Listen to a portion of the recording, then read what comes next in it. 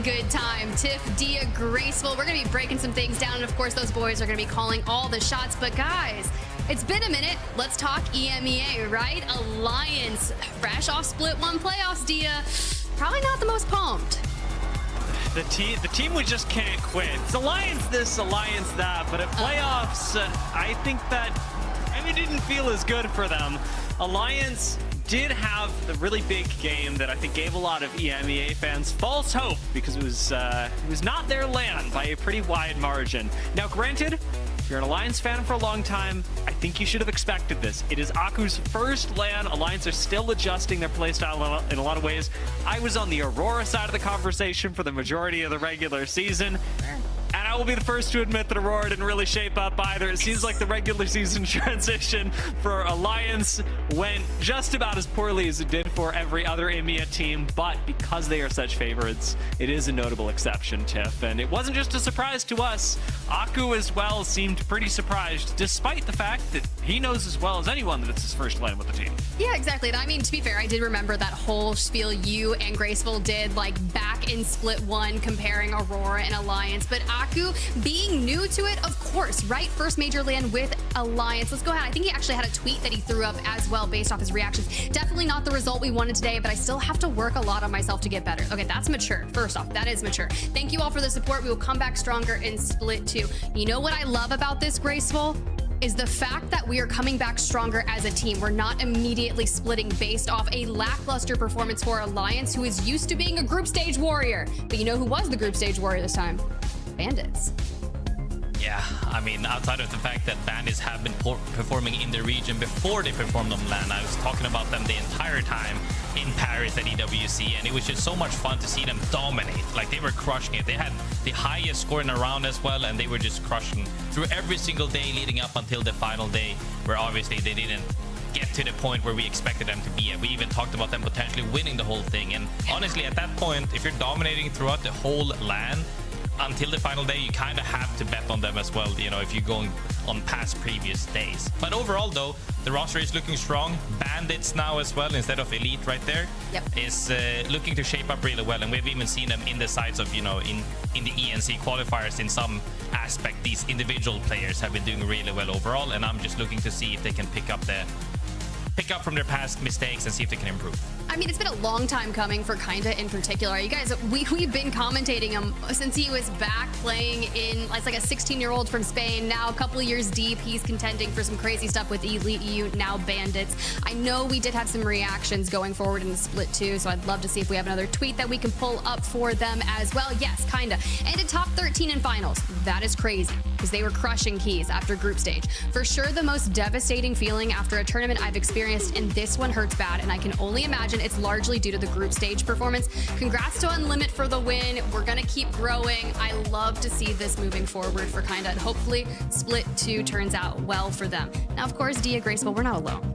We've got someone lurking in the back. I let him out of the basement, so I want to get him up here on the broadcast. I've been hiding Jumba for some time now, just to get me caught up into speed of what's been happening on ALGS, because, you know, mom life, right? You gotta work smarter, not harder. That's why we got Jumba here.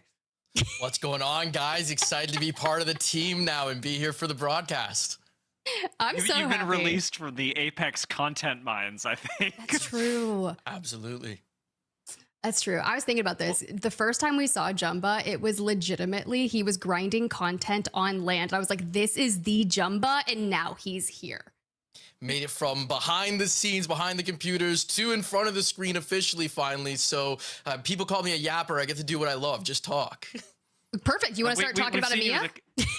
Yeah, a content creator, a player, an analyst. What can't he do? Yeah, I can do it all. They call me the Masters Magician is what you guys name me. But yeah, EMEA, you know, I have a lot of time. I'm going to get to talk specifically about them. But let's say this is a split where I am really hoping they lock in, find that commitment level. And I'm really hoping for them to take a step above what we've seen in the past a little bit. Because as you guys kind of discussed, this past LAN wasn't their best performance. Even if we go back to as champs, we only had 3 teams make finals, and I don't think any of them were in the top 10. So I don't want to dump on them too much. We saw that they can, like you guys just mentioned, Bandits can actually perform on that global stage, but there is a step above. Every other region has just taken a step above them right now, I think, and this is their time to kind of change that narrative and bring it back.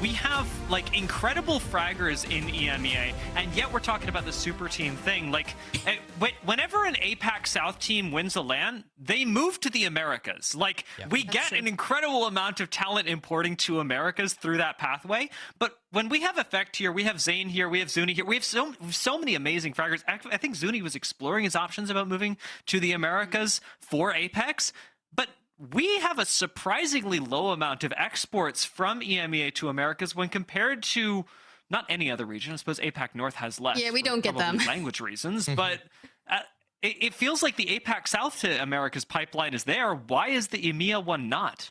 I don't know, Graceful, you got anything right there? I mean, I think I've been a part of it as well. So I was supposed to move to NA actually under United back way before the roster lock changes happened. And at the end of the day, it was just logistics at that point. They're like, hey man, why are we gonna, we enjoy you, and I was doing really well at that time, and I think we could just cut our costs by literally 2/3 of it and grabbing somebody who might be just a little bit under your caliber. But at that point, it's just not worth it. You'd have to get, whether that be I have to get an apartment, I have to work towards more. The cost is just way too high at this point. I think the org supports in general across regions have been better as more teams are going in, especially with big tournaments coming up. But we also see the same instability though in this roster. They get picked up for a LAN and then they get roster swapped into another org. Like if you have that, there's no way people are way too comfortable of getting pulled into other regions where you can just have equal calibers now as well, especially with the roller players as well. I'm not gonna lie, there might be a few sane effects and other roller players at the height you maybe not really have, but when you have that, there's plenty of firepower to go around for sure. That's true, and I'm hoping Split 2 can really show off. Mind that conversation though, John, but do you have any final thoughts that you wanted to add to that? Because I know you said commitment issues and we're talking roster swaps. I didn't know if you had any little brief look-ins for us. I mean, the main thing was I saw scrims get canceled at the beginning of this week because of not enough signups. So that's what I meant with commitment issues. But to Graceful's point, I think another reason EU teams stay here is because it's somewhat easier to make LAN. I mean, we'll talk about that later if it is or if it isn't. But all around, I'm excited to see these teams because I think they know they got something to prove now. I think that's what it is. EMEA is rebuilding. It is time to prove. And what better way to kick things off than jumping right into map 1? Dia, Graceful, get us into Storm Point. Well, I'm thinking about the regions. I suppose the maps will have to do for now. As you say, Storm Point going to be the thing that's kicking us off, and what a perfect way to start the split, Grace. Storm Point is also one of the maps that doesn't slow down the game as much as you see E-District or World's Edge do. When we get onto Storm Point, teams can come at each other hard and fast, and especially when we're at the start of the Pro League, that's what I'd expect to happen. I mean, is it a perfect start, Odia? Is it? when the changes to World's Edge is through and we're going here, nah, I'm still happy though, because I think, like you said as well, it is also one of the most stable maps in general, where teams get to play out the game and you don't really get to see your favorite team get gunned down so early into the match. And yeah, I mean, looking at the POI draft as well, overall, we're still seeing a lot of consistency, especially if we're looking at Alliance right there in the same spot as well in general, as they always have been. Even with the Trident changes overall, they have been opting for that. And I think some might be a little bit in terms of comfortability, in terms of always knowing the same macros across all of the games, and some of it might just be because of how many active zones there are currently on the patch. Yeah, I got to talk to the TLN Pirates and Shadows of Nine about their picks at Cascade and over at Mill. A lot of these just early rotations for Cascade. Familiarity for Mill is a big factor, especially for not just Shadows of Nine, but a lot of teams in EMEA are just going to be picking these things based off of what they know. And it is nice to see that even after a rough LAN, Alliance still benefit from the immense amount of aura of being able to pick one POI, but essentially have two. Yeah, most definitely. But I mean, to be fair, Cascades and stuff, like, people tend to always opt for the like the edge, essentially the edge ones, where you can just play kind of at your own pace, get stacked, and then take the fights that you want to take, kind of making the game in your hands, right? But also, when we look at LAN's results, the moment that doesn't work, where there's maybe too many teams on the edge and people are shying away from taking as many fights because you're gonna end up getting thirded or fourth party even then, it always brings you back to me, baby. Zone play, where you're fast macroing and you're getting a spot into the zone and you're trying to play endgame. And it's always fun to see that even this long into the game's life, the zone play still gets to be there. And there's a really weird thing about Game 1 that has been happening over the last couple of splits specifically. This year, I think the problem has been most apparent, but zone play really powerful. Crypto, such a strong zone legend, and yet in the first couple of games, Crypto is taken out first almost every time. And he is so volatile when he is played. This isn't the like chill play your spot Crypto that we used to see, because you get to pair Crypto with Alter and run at people. Spots that should be safe are not. And actually, throwing back to my conversation with Shadows of Nine, I was talking to Rondon about this, about how he had made a return to competitive to move into the PLQs, and then had to get readjusted to the fact that there are so many spots that 2 years ago were completely safe to play. We're like textbook, nobody's going to be able to push you here, and now you get Crypto altered at in Game 1, and there's literally nothing that you can do about it. You can get run over by a team from almost anywhere, and it's a very, very strange adaptation to be making if you're jumping back into the competitive scene after 2 years. It's very, very spooky, I think, for a lot of our new entrants to the Pro League as well. Welcome to Bacalhau, Magic Club, Red Dragon, Shadows of Nine, DN, and Take Flight, who are joining us for Groups A and B today after having made it up from the Pro League quals. Wow, Red Dragons reminding me of Cleveland Ranches from back when I even competed. Oh my god, love playing with them, love playing against them. But I would definitely say that to continue on your topic as well, is definitely back in the day, earlier, like we were talking 2019 up to 2022, the safe spots or god spots were fairly untouched because you couldn't really ape anyone. We're talking, this was before, you know, Pathfinder's safe sips as an example, no alter in that gameplay, and you were kind of like, the teams that were in good spots are in good spots, that's it. Now everybody has the means to contest every single spot, and as you said as well, when you're getting EMP'd into an alter queued onto you, there's really not much you can do if you get absolutely splashed on, you know, by utility or your ability usage, and you kind of have to adapt to it. He said he took a, you said 2-year break as well. So much has changed in that time span in Apex, and we're still seeing crazy changes where people are just, you know, even just the addition of Axel brought people to hot heated topics. So yeah, it's gonna be fun to see how he can adapt into these lobbies today, but I'm very happy to see somebody who's been competing for quite some time make a return. Yeah, I mean, there are a lot of players who have made it up through the Pro League quals that did have to go through that requalification process, especially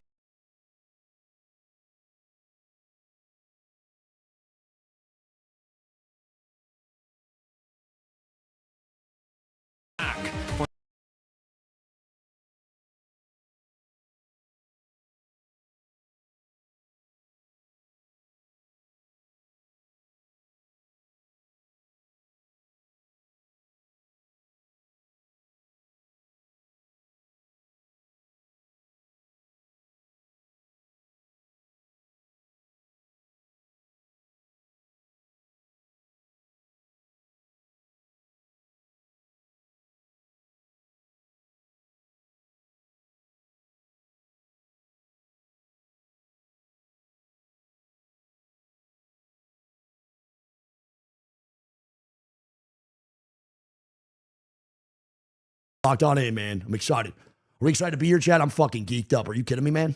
I fucking can't wait. Everyone get to see what everyone picked in that reset game? Correct. Yes, you can. That's why they immediately went to go check who's picking what characters. It doesn't really matter. Game 1 is usually the same standard comp over and over again. Right now, it's double recon. So it's gonna be Seer, Crypto, and probably an Alter in this game 1. Maybe not everybody, but yeah. Yes, Zeta Division fried their block. Zeta right now is insane, dude. They're scary as fuck.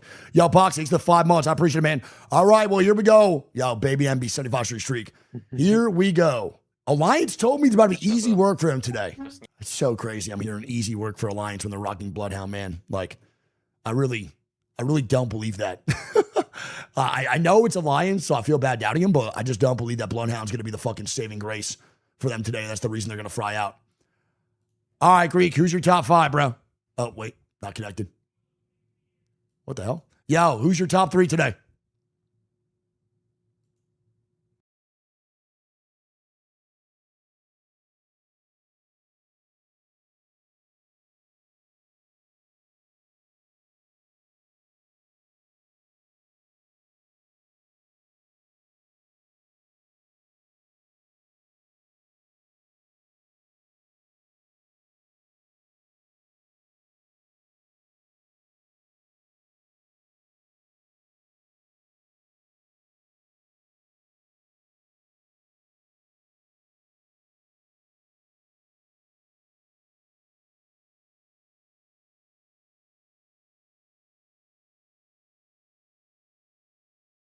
Consider why that happens all the time, but I think regardless, out of anything, is that they need to wake up and we need to see more players step up to the plate. Apex Legends competitive. It's like onions, it's like ogres.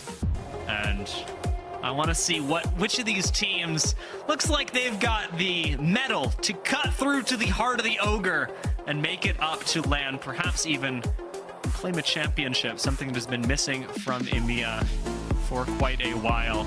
See if they can return to Sapporo and grab another one there as we do take the first step toward it. The first game of the Pro League in Split 2 on Stormpoint. Finally, the game is starting, and outside of that, it's gonna be fun to see what's cooking for everybody. People have always been wondering, how is the patch gonna hit, differently from scrims? And now that we're seeing this live in Pro League on match 1 right here in EMEA region, it's gonna be fun. TLN Pirates, a team that a lot of people had high expectations for because they were our French squad coming into Paris, and man, did that really not work out the way that I think the French audience had hoped for. Now, however, another reason to watch this team is that, well, Hiarka's here, and Hiarka, a player that there has been a lot of dialogue about over the last year, notoriously had a terrible LAN with an Aurora that had topped EMEA. And I actually talked to him to reflect on this before we got into the match today. So let's hear what he had to say about it. Basically, the way I wanted to play the game, and we were not doing them, we were doing adaptations, and I got tired of doing adaptations. I like to play the game the way I like it, and the guys saw it in the other way. So for me, I was like, it's not gonna click, it's all good, but then I want to leave, like it was not really too deep. It was just, for me, it was something that was not worth the headache or whatever, right? I mean, as we can hear as well, that sometimes the playstyles just don't mesh, and I agree that some teams might be adapting a little bit too much. Some teams might be a little bit too hard-headed into going on LAN and seeing how, this was vastly different from how Scrims Pro League played out. But in general, I think that the fact that he can recognize that, hey, I didn't get to play my game, his LAN results might not have been good, but we've seen the potential of him when he plays his game, like I assume they did in Pro League when they had that phenomenal result. So hoping to see that he can potentially replicate some of his past success, because as an IGL, he's disputedly at the top in the world. Where you want to place him is very different, but nonetheless, he has the potential to be there. We've got a lot of teams rotating into a very southern zone at the moment. Even TLN Pirates getting caught as a fast rotating team on their way in. This choke incredibly difficult to make your way in through, especially heading into Barometer, and can be really punishing. The fact that they're running Catalyst should give them a somewhat free rotate if they want to expand the wall, but even then, I'm using free as a very loose term here. Expending an ultimate like this just to make it a few steps further does come at a really high cost for TLN Pirates' safety. So they're going to hold on to the cooldown for now, try and make their way in slowly, especially because this could go anywhere in Barometer. It is a big POI. I mean, for sure that, you know, it might be a scary rotate for a lot of these teams. Some chokes might be scary, but when you have Alter and Cat as well as, you know, the safety of having Crypto droning it out for you, potentially EMPing somebody as you're making that rotate, I think they should feel more safe now than at any point. Maybe if you're discounting, you know, the typical Valk two big dudes comp, but for now the moment is people are making their macros into the zone as it is ending in Barometer. We're not going to see too much happening just yet, but potentially in a few minutes some fights might break out.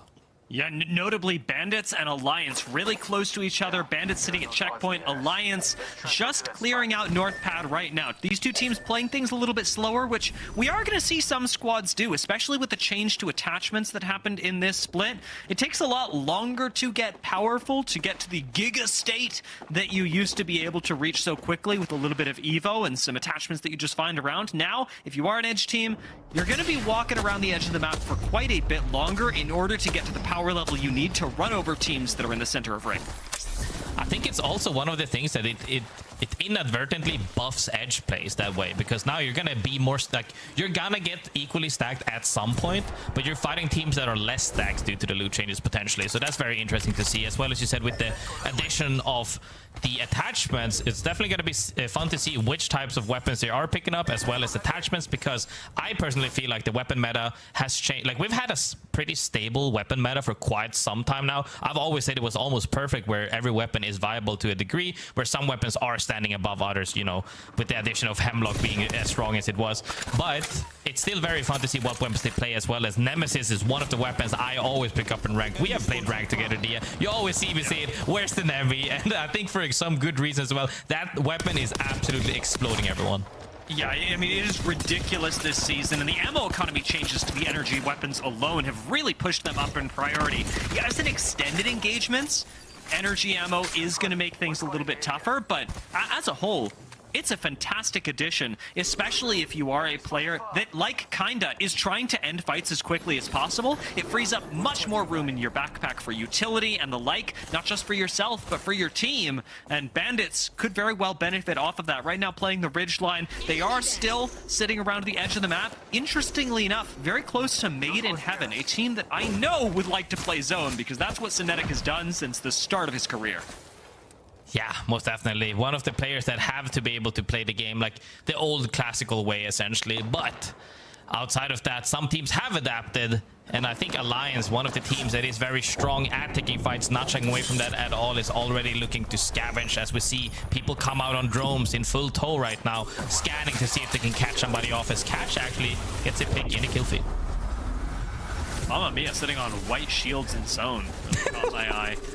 That's a tough way to be, but definitely signifies what's been going on in this split since the patch.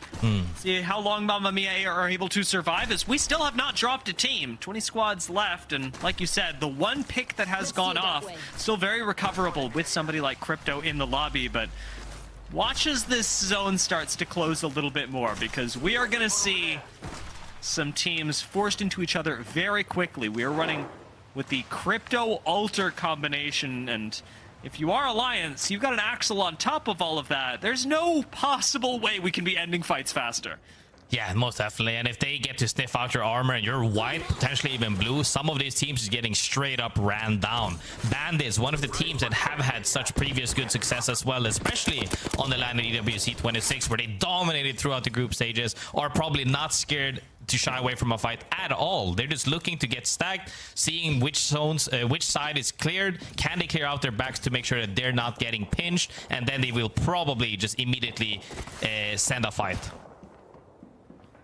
Bandits do still have Made in Heaven right ahead of them, so that can, I'd say for me, should be a concern when considering the caliber of Made in Heaven and their defensive play. But we're going to have to be dropping a team soon, as the next ring is going to pull teams all the closer together in Barometer. Teams already in Barometer should be safe, just poking at each other for right now. But those teams around the edge, teams like ZIPLINE, MAFIA, Alliance, Pixel, Lumina, Zone, Intolerant, and D4C, they are the ones in big trouble. Big trouble indeed, as Sane almost immediately mops a person right there. The Nemi showing really good how strong it is. He's playing with the barrel attachment as well. The red barrel is doing wonders for him at this moment. With that headshot increase as well, it's something else. But something else right now is cooking. Ronin gonna go down. It's a nice fight to find around the edge, and it is Sons of Nine that end up drawing first blood in their first day of Pro League. They just made it up here. Will they survive past their first squad wipe? Rondon trying to hit the reset right now after a, as we said before the game, 2-year-long break. A return to competitive and a return to Pro League for this player has brought him alongside a roster that he handcrafted, with Zico picked up for his unwavering faith, and Mayo being able to IGL them sometimes a little too close to the sun. Speaking of too close to the sun, Alliance may be getting there as they take the fight with Bandits, top team from EMEA in the LAN just passed. But Alliance will wipe the floor with them in game 1. I mean, huge right there. Not only from Rondon, super happy to see him excitedly get that first wipe, but Alliance taking out Bandits. Huge competition. One might say the other biggest competition in the lobby, as they are right now on foot trying to make it out alive as Aku goes down, Alaki goes down, and they get picked off by PXL coming in hard, and picks a Lumina. Wipes out Alliance. Huge pick for them, actually. They didn't get to reset quite fully, and now they're on the chase. Maybe they can make a recall here? I mean, Pixel Lumina did actually proactively manage to take the Void Nexus, so Billy should be recallable. Instead, it's Trix that's getting revived. Billy's just left here. This feels like a mistake from Pixel Lumina. Instead of hitting the double recall, to just have to leave one down, and even then, Trix will be taken out. Zone Intolerant wrapping them from behind, from the center of Jurassic, the edge of Zone. An extremely dangerous place to be, as we had alluded to. Zone Intolerant indeed. This is what I say, Dia.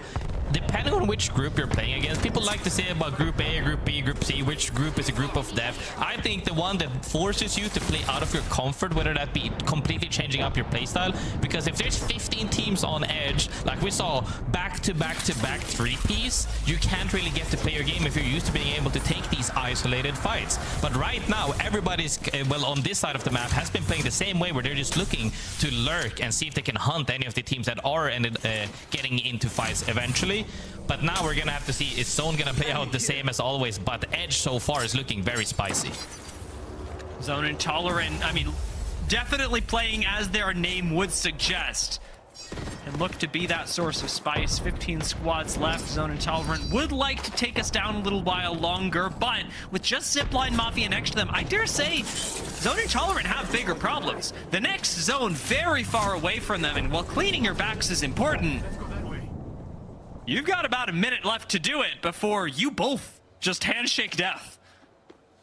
I mean, for sure, you said it completely right. You know, being able to clear out your bags is one of the most important cases of playing Edge. Not only Edge, but even Zone, making sure that nobody is actually gonna pinch you. As right now, it comes down to a 3v3, however. Uxako and Guts right here looking to see if they can hold out for their teammate. Cat getting absolutely beamed. But so far, nothing drastic happening. No huge plays. Just seeing if any poke can land them something to open up a potential fight.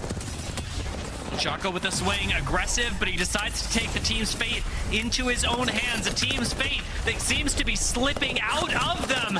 Excuse gonna follow up on this. Chaco in the 1v2 will fall through the Catalyst wall. There's no backup coming his way. And we're likely gonna be saying goodbye to Zone Intolerant. ZIPLINE Mafia having picked up 2 kills and fishing for their 3rd.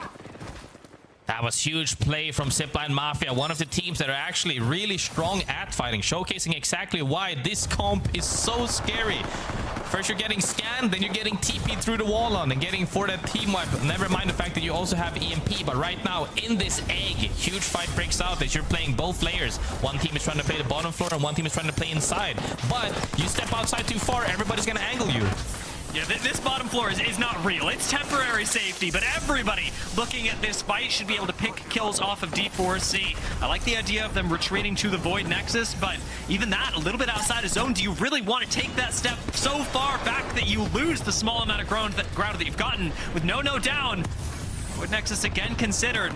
Maybe Nono gets picked up here, but these teams holding on just by a sliver to their lives. And with the next zone close coming soon, not likely going to be the end of them. Taking a look at the minimap in the upper left, your chances of survival slim to none. Definitely scary as you're getting angled by the team that's on the bridge as well. When you have several teams looking at you, there's no real safe spot. You're trying to reset as much as you can, but never mind that, the zone is also fully closed now. The moment the zone fully closes, teams are going to make their decisions whether or not they're taking a fight, or they're just going to move ahead on right now. And if this decision makes it so that the team inside just absolutely sends it, we're going to see a bloodbath. Taxington almost single-handedly eliminating the TLN Pirates in the meantime. Not the first game that they were hoping for. Still adapting, as it is so early on in this split that you can't afford to take this personally. It is just the first game, and the opener, it is going to be a lot of chaos. Maybe a lot of chaos that we're seeing right now with a portal out of the bubble building to survive, and D4C trying to chase this down and punish. Zone Intolerant will fall. Their fight against ZIPLINE Mafia finally concluded at long last, and D4C, the cockroaches of this building, look like they are about to be exterminated. No.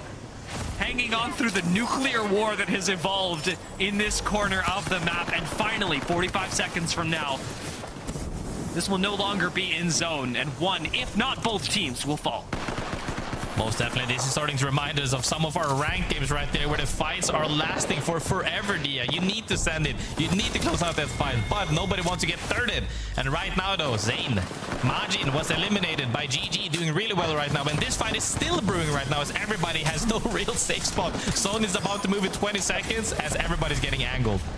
Well, welcome to Pro League for Majin, and unfortunately, quick exodus. D4C gonna gamble with their own, end up not falling entirely to caustic gas, and a recoup on Fuda is gonna come just in time. The only team south of D4C is Made in Heaven, but man, is Made in Heaven gonna make this journey difficult. There is no safe spot for D4C between them and the Made in Heaven squad, who should be looking straight north right now. The one team that you need to clean your backs of. A couple evac towers popped for ZIPLINE Mafias and for GaiminGladiators, who are trying to find their spot in zone. Made in Heaven have a lot to juggle to defend their side of the map, and GaiminGladiators are landing right on top of them.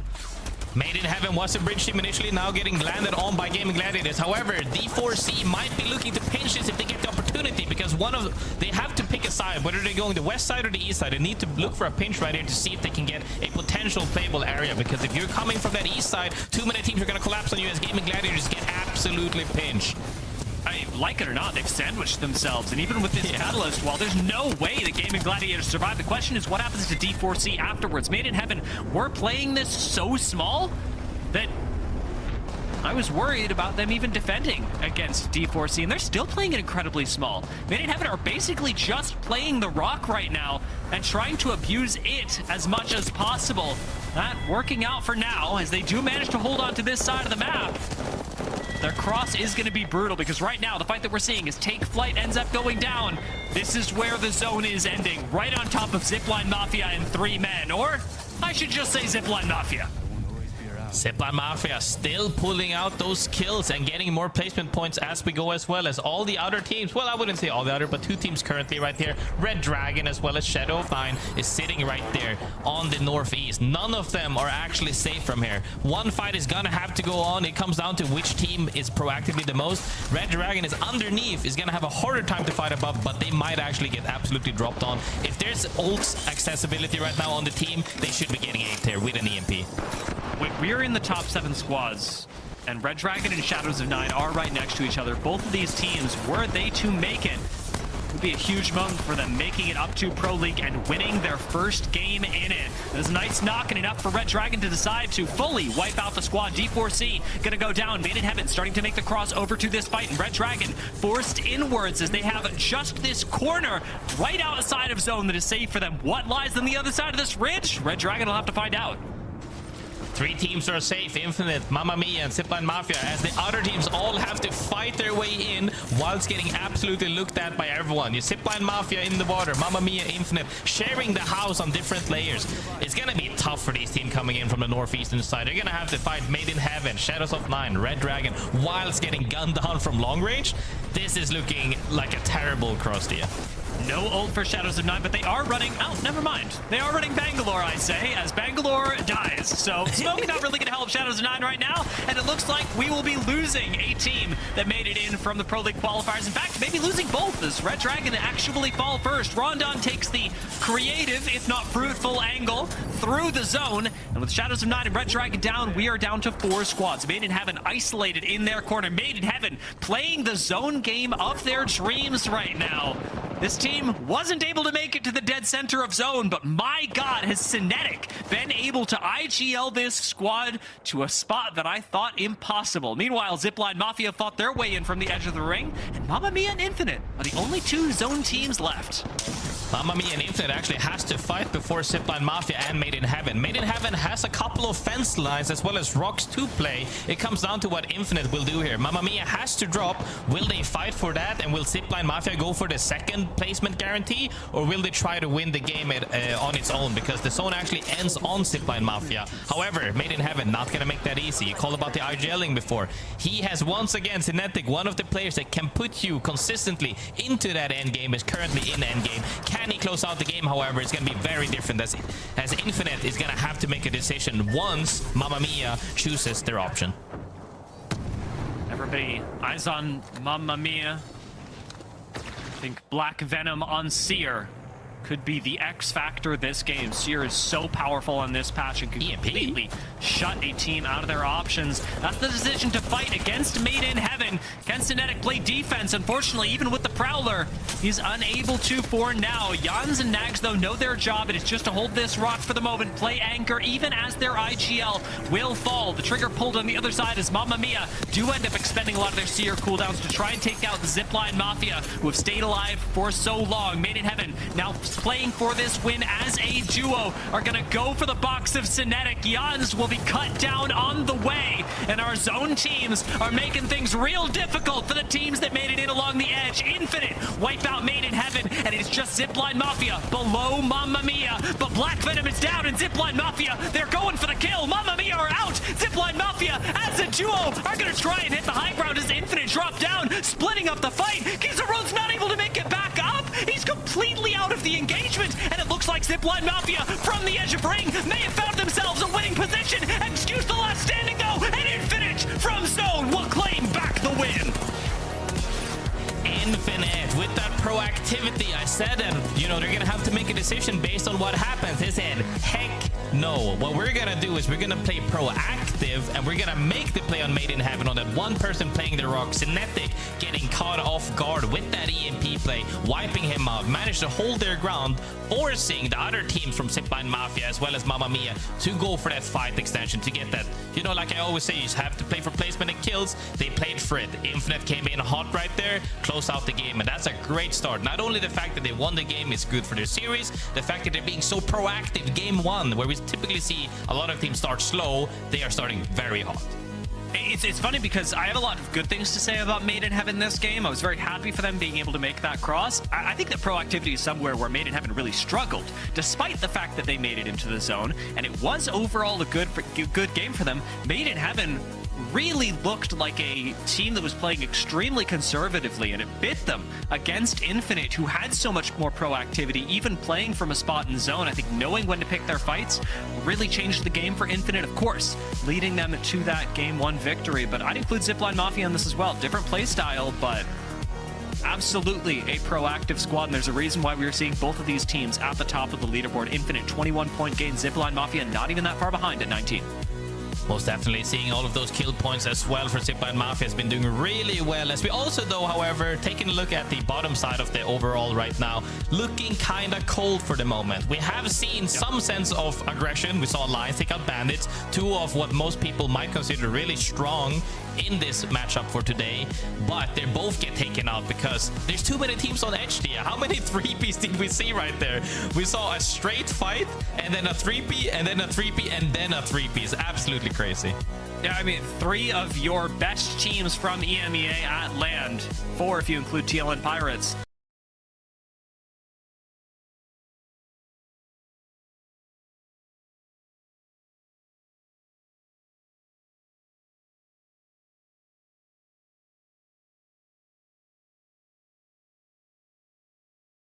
hate it so much. I think he's just boring. Does that make sense? No, but You know, I think he's just boring as You are fuck. calling to me, telling me, oh, the completely different things. You're both just telling me completely different things the whole game. Like the whole game, you're telling me different things. Like, how am I supposed to not be screaming the whole time?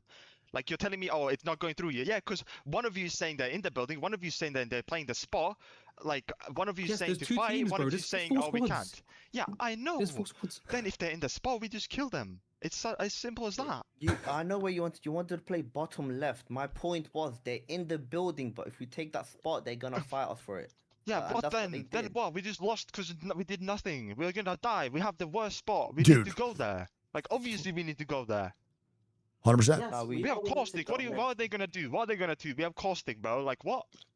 Doesn't matter. They just EMP, and that's what they did. But we need to. Like, I mean, it was triple do that, and we need to I want to point out that I think Synetic is 100%. It doesn't really matter what I think, but I think Synetic's 100% right. I want to point that out without a doubt. When your IGL tells you to do something, even if like you don't agree with it, it's worse to do one goes one way than two do another plan instead of all three of you just doing a bad plan. Like, even if Synetic's call is not the best, which I don't think that fight was fantastic, but a 3-man there is obviously a huge difference maker than just sending one and then the two other doing their own thing. Like, it's better to go all in on a bad play than fucking half-ass a decent play. Always.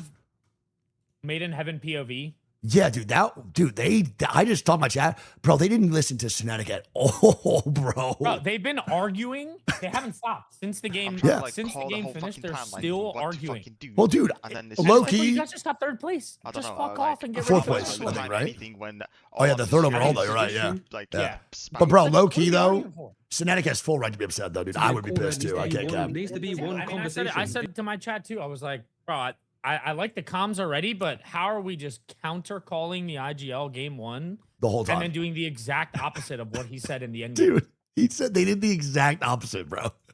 I would be livid, dude. I'd be so livid. I can just call it out. My guy And put the we're catwall all, down. like, Synetic screaming. went left to I've fight said, like, left, 10 times, died, turned chill around, with and his the teammates were on the other side of the wall. He literally fighting said, I'm queuing left, Q left, Q left, and then he literally looks back and they're all right, dude. They're like the most right you could be. AG, thanks for the 9 months. I appreciate it, man. Poor pandas, bro. They're not listening to ALGS. You're just playing crypto. It was giving you info. No, true. But even if your crypto's the one giving you info, you still listen to your IGL. That's like the main thing. Always. Like, even if your crypto's the one that's feeding the info to the IGL still makes the last call. That's all that matters. No, relax, okay? Still a good game. Griff 27 months. Yes, right. 11 points, third overall. Let him know, pandas. Max, you need to go on Watson. Jans, go to Seer. Okay, Yeah, I'm on Watson.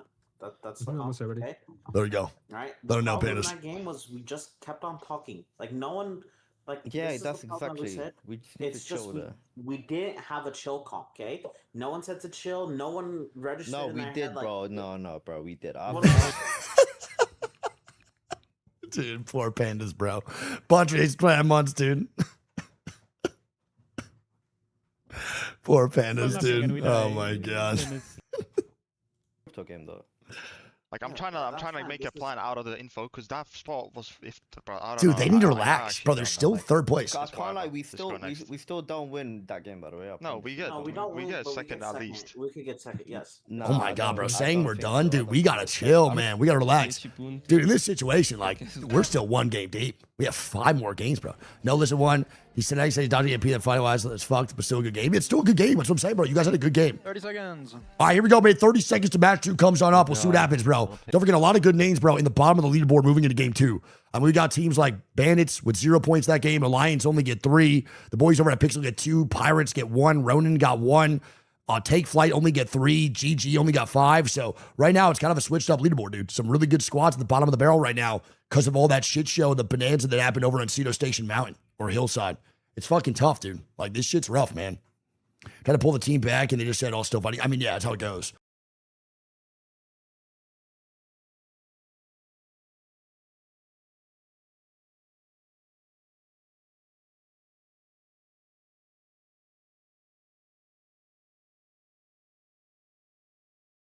Can't handle this. This is too much for an old man like me. For sure, though. Crypto getting banned, like we assumed, like everybody assumed. The one thing that doesn't lie in scrims, on playoffs, on lands, on PL, Crypto is getting banned out immediately because he just provides that much free information. And now, as we're seeing this happen, Alter's still very viable in the game. And with that, the pace still remains kind of the same. I think that people have to be, we did see some proactivity throughout these teams. Those teams are still gonna thrive because if you are proactive, you're still gonna make the same decisions of taking those fights. They might not be as clean without the EMP, but I do assume that we shall see some teams still play very hyper aggressive. Yeah, we didn't really see as many fast team fights as I had imagined. I think a lot of teams really able to weather the storm using natural cover and, funnily enough, taking each other's portals back and forth. However, with the elimination of Crypto, a lot changes specifically for, I wanted to say our IGLs. It's not always IGLs, but there are players, everybody knows who they are, who get anchored to Crypto for game one. They don't want to play Crypto. I know Chaco is one of them. Who feel like they must play Crypto in order to make sure that their team has a fighting chance. And now finally free of those chains, I'm excited to see what they do, because I think we get a lot more personality in the games 2 and 3 where not everyone's best strategies are banned out, but you do get to see a really large pool of legend diversity come in. It even surprised me that in game 1 we had some teams going Seer over Crypto, actually deciding that that was more powerful when Seer used to be much more of a style choice. Now he is becoming the meta definer, and I suspect that after this game we are going to see Seer banned, as this is the sort of Seer game, if you will. He is defining what's going on the map right now. Yeah, absolutely. Getting hit by a Q mid-fight is devastating, and I think everybody has felt that in ranked. I would say, though, the people's playstyle in general hasn't been getting affected way too much, even with the legend bans. You know what, Dia? My hot take, let's just ban the entire comp, all legends of the winning comp, I would say, to make them really dig deep in their pockets for something fun. That way we get to see even more crazy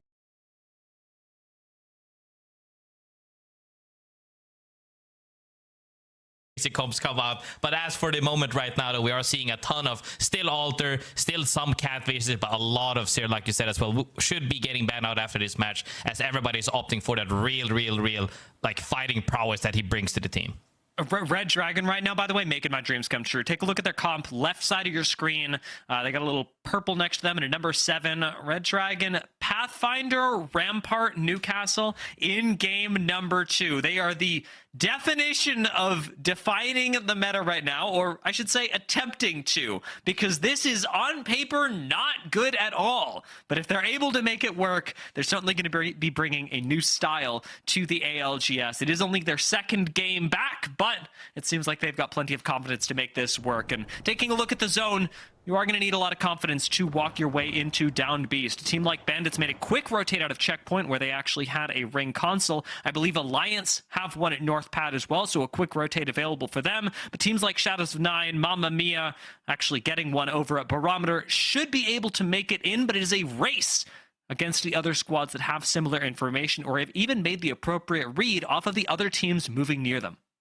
Yeah, I mean, and one of the biggest things that you said as well about Red Dragon is that when you're pulling out comps that people aren't playing, you get more reps in on them. And if they're working out, like for the longest times of the series, you get so much practice on it. You're getting so good at it. And that is so beneficial rather than needing to swap every single match. If you're just trying to play every character just because like you want to play them before they get banned out.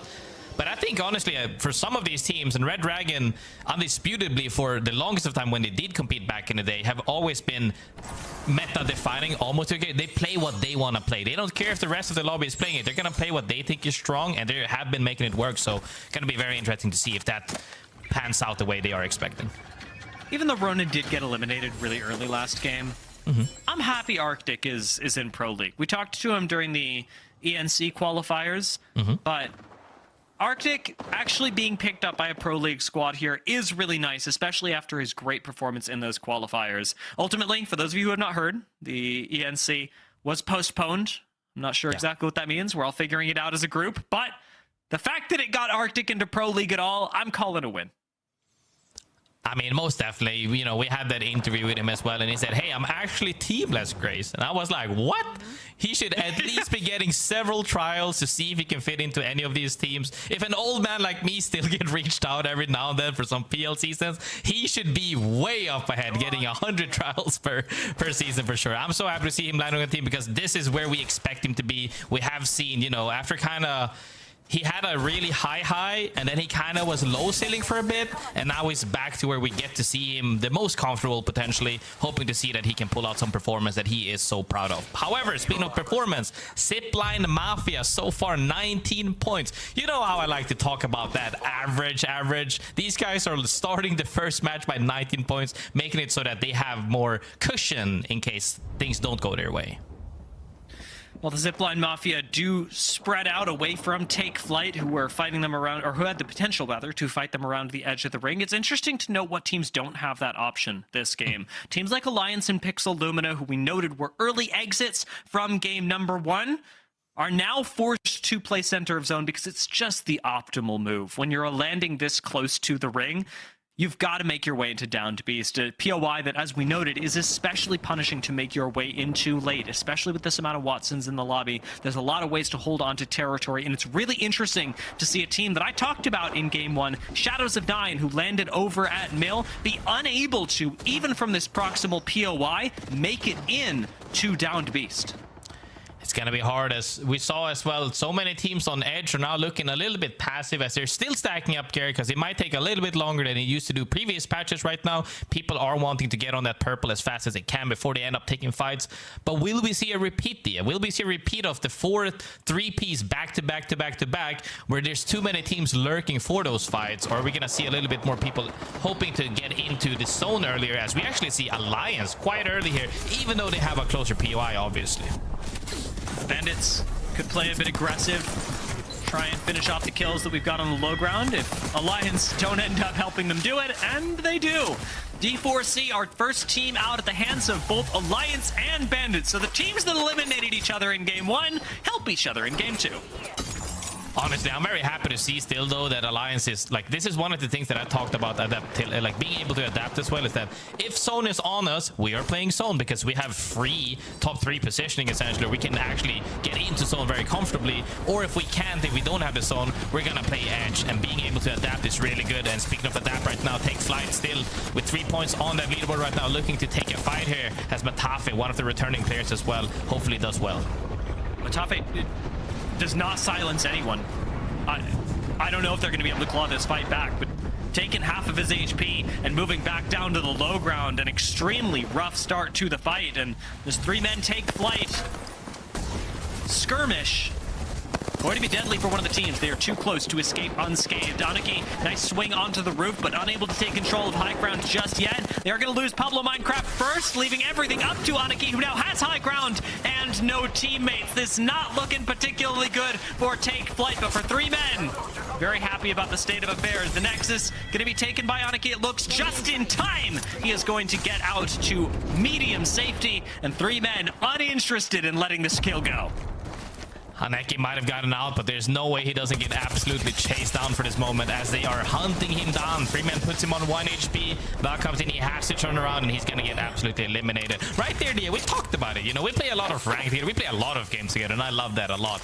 And one of the things I always tend to talk about as well, you know, when we play together, is that sometimes, you know, I might not be in a fight with you, you might not be in a fight with me, and that was a great example right there. The fight happened, essentially was a 2v3 on that roof, as both his teammates were dead before he actually got to be in that fight. And it's so important, especially for all of these teams in Pro League, to hold hands when they're making plays, when they're making fights, or at least you have to be on the same timing so that you're all fighting together. Because if it's a 2v3 and 3 people are just shooting at you, it's almost no contest on who's going to win that fight.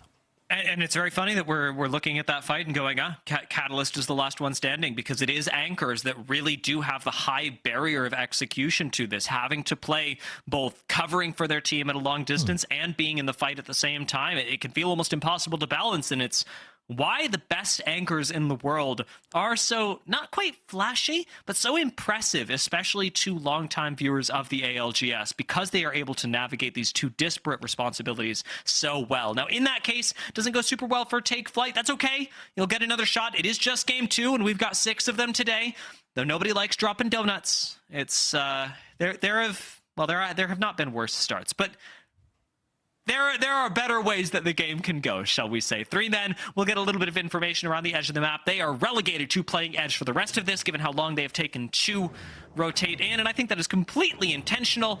But we'll look at where the zone continues to go as to who out of Downed Beast is forced to play Edge as well, because the ring is pulling a little bit further out of Downed Beast, and that can be really tough. We talk about teams that really like to play zone, and a lot of them rely on getting into ring early. Synetic should be one of those players. He's so well known for it, but again, he's not in zone. Let's see what he's thinking. Okay. Yeah, I see one right now. I see one scan like right side here. It's like full right corner. We need top building. Sure, it's only one. I see two sets of scans now. They're sliding down towards me, sliding towards me. See it? On my They thing. keep through. They triple. They keep through, don't perps. I crack one. Yeah. Ready? They put TP. Bottom right, yeah? In the building. Yeah, they took the building. I'm taking TP. I gotta go back in here. Yeah, don't die. Play safe. I'm full safe. They're trying to Q on me, but I'm not to TP. They're on this thing here. Maybe get sausage. You can get angle on that. I need to heal. Hold TP on. back into the building. They're hella pussies. They're like super pussies.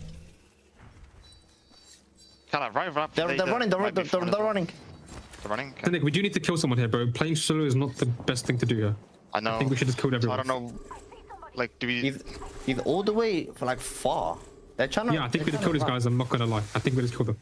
Okay. They're still building. I still see scans building. I'm gonna go far bottom right. Okay, I'm going bottom right. One shoot both on. One. That's Yeah, okay. but I'm not on TP, so I can't like escape if I need to. I'm gonna go left then. My whole backside is free. Backside is all free. One of the adapting that I said that Alliance did on the opposite side of things, where they actually played Edge initially and then went up for zone since the zone was so close to them. Made in Heaven on the opposite side of things. We saw them in endgame, now we see them on Edge, making sure they're clearing out their backs as this fight is about to unfold.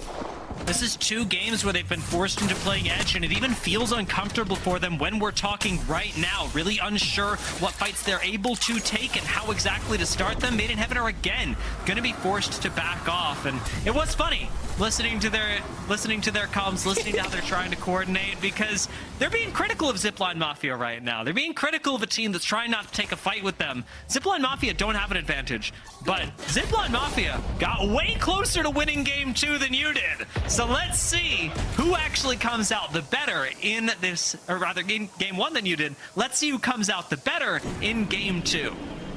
Most definitely, as Made in Heaven is opting for that evac play right now to see as they're moving on bit by bit to see if they can get some more information on where are all the teams playing, where do they think the zone is ending. Zone is definitely pulling more towards Mill, in between Mill and Down Beast. So teams are now starting to rotate over, and you're gonna have to fight for spots, as now everybody essentially in the northern side of things are collapsing on top of one another. And this also means that whoever gets to send it first might end up getting thirded through, because Alter is still in play. Just right past Synetic's death box, no worries. Zone Intolerant fighting on the south side. And while we are cutting down the amount of teams left in this lobby, 3 men will fall. Red Dragon going to join them, and even Zone Intolerant. The focus of a Ronin rotate, negative out to them to clean their backs. We're going to take a look at the map when we can as well, because there's been a really interesting zone pull. We talked about how Shadows of 9 did struggle to make it into the ring in Downed Beast, because I had imagined we were going straight Downed Beast. Now that the zone is pulling back, Shadows of 9 low-key look like geniuses. And you know who's joined them? It's Mamma Mia as well. Well, Alliance will unfortunately not make it out, still eliminated in the bottom 5 despite a good start. Bandits get the better of them this time.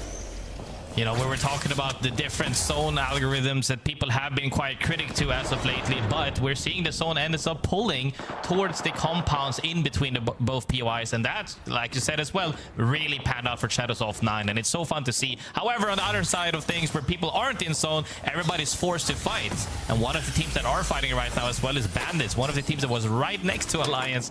You're gonna have to see now. They have a spot, but will have to make their way in, as Made in Heaven comes down to Nags solo rat. Will they be able to get a reset or not? It's going to be impossible, potentially, unless we see something like we saw earlier as well in one of the qualifiers that we did catch together, ENC, where a crafter just drops on your forehead. Oh my god, ZIPLINE Mafia are right behind him as well. Oh no! The very roster that Made in Heaven were talking trash about. Wipe them out from behind. What a pity. ZIPLINE Mafia stay winning in game number 2. But plenty of teams left to go until we can call this another good game for them. Still 14 squads left in the zone, very far away from ZIPLINE MAFIA. Much closer to Ronin, who are taking their fight continued against Zone Intolerant and look to be winning it. MG Clutch does swing a little too far wide, though, attracting aggro from the GaiminGladiators. Ronin end up going down. Zone Intolerant now with a chance to reset. I will say though, Zane has been shooting incredibly straight for the moment as he's still putting up kills right now.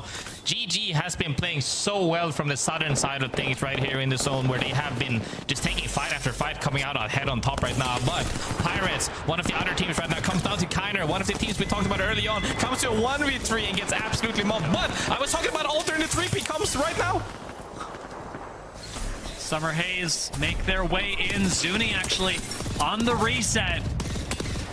One of those other players that everybody knows in EMEA you got to keep your eyes on. Henchman going to slide forward for Bandits. Bandits can't afford to go out here. They dropped out bottom 10 in the last game. I suppose they've made it to top 10 here with a few kill points. This is a much better game for Bandits, but the expectations for this roster are so high. Will they rise to meet them in this second game? A team they know real close to them, but nobody, it appears, at their backs as Light throws in an aid to cover the rotation for Henchman and Kinda, making sure that the team is safe to move past this, but still so much space left to go to this ring. No catalyst, no right to make it happen, and Light on Alter is not looking forward, he's looking backward. Big 6 KP on the roster so far as they make really good micro adjustments to their positioning as they're trying to work their way into the zone right now. They are super stacked though in terms of loot and also armors comparatively to the blue team right next door to them. Summer Haze is gonna have a tough fight in front of them if they offer this fight, and they do. Nice climb. Light gets that calm just in time. The climb saving him from being one-clipped, and Summer Haze will go down. Kinda does get traded, and we may see the end of Bandits yet, who are trying to crawl their way into zone, but do not have a safe place to play as of this moment. Bacalhau need to make their way out of the building, and Alter Portal will let them do that with the L-Star, and it's right into a dead pixel Lumina, but they get beamed immediately as well by Henchman and Light, who found a way to survive. The Bandits stay up despite the odds, and in the corner of Down Beast will have to make a recovery to move further into the zone. ZIPLINE MAFIA still alive as well. I don't know how they keep getting away with this. They keep coming out alive even on such a small amount of HP. Gets that reset properly as the team inside as well. Shadows of 9 is also opting for the reset. Will they even get the rest here? It comes down to a 2v2. They're just making sure to recoup before they're gonna do something. I don't know if they're gonna go for this. It comes down to a 3v2 for the moment, but they are still looking very, very happy for that spot. Deathbox recovery is still technically possible. It feels like it would just pull a bunch of aggro though. And yeah, no, they get sent. Well, yeah. It's almost better to just sit here, play as a duo, and hope that nobody notices. Mamma mia, do not get that lucky, as GaiminGladiators end up fighting them. GaiminGladiators holding this rooftop. Not an easy way into the zone, but still one that technically exists. Bandits get the reset as well. That is huge. Still, Bandits have 0 rotation tools. I don't know how they make it, but ZIPLINE MAFIA at the very least will not going out in 6th. Shadows of 9 as well gets that full reset, but zone is moving right now. This zone, you know how I always like to say, this zone isn't scary. This zone is scary. You need to make sure that you get past that rotate right now, because if you go too late and you have too many eyes looking at you, although there's only 5 teams alive, you're gonna get absolutely beamed in the open potentially, as Majin right now with that Valk play gets a super good positioning on that wall. And Majin are also playing off meta with the Rampart Newcastle Valkyrie. This is not a comp that most people are running, but it might just be the thing that saves them. Majin are able to play a spot that almost no other team in the lobby is able to. As Bandits start making their way in, you almost wish that they had that amount of safety. Light gonna lead the charge, Kraber in hand, P20s as well. You cannot make a deadlier legend in 2026. An Alter with these 2 weapons. Will he be able to survive? Will he be able to make headway for the team as Shadows of 9 lose 1?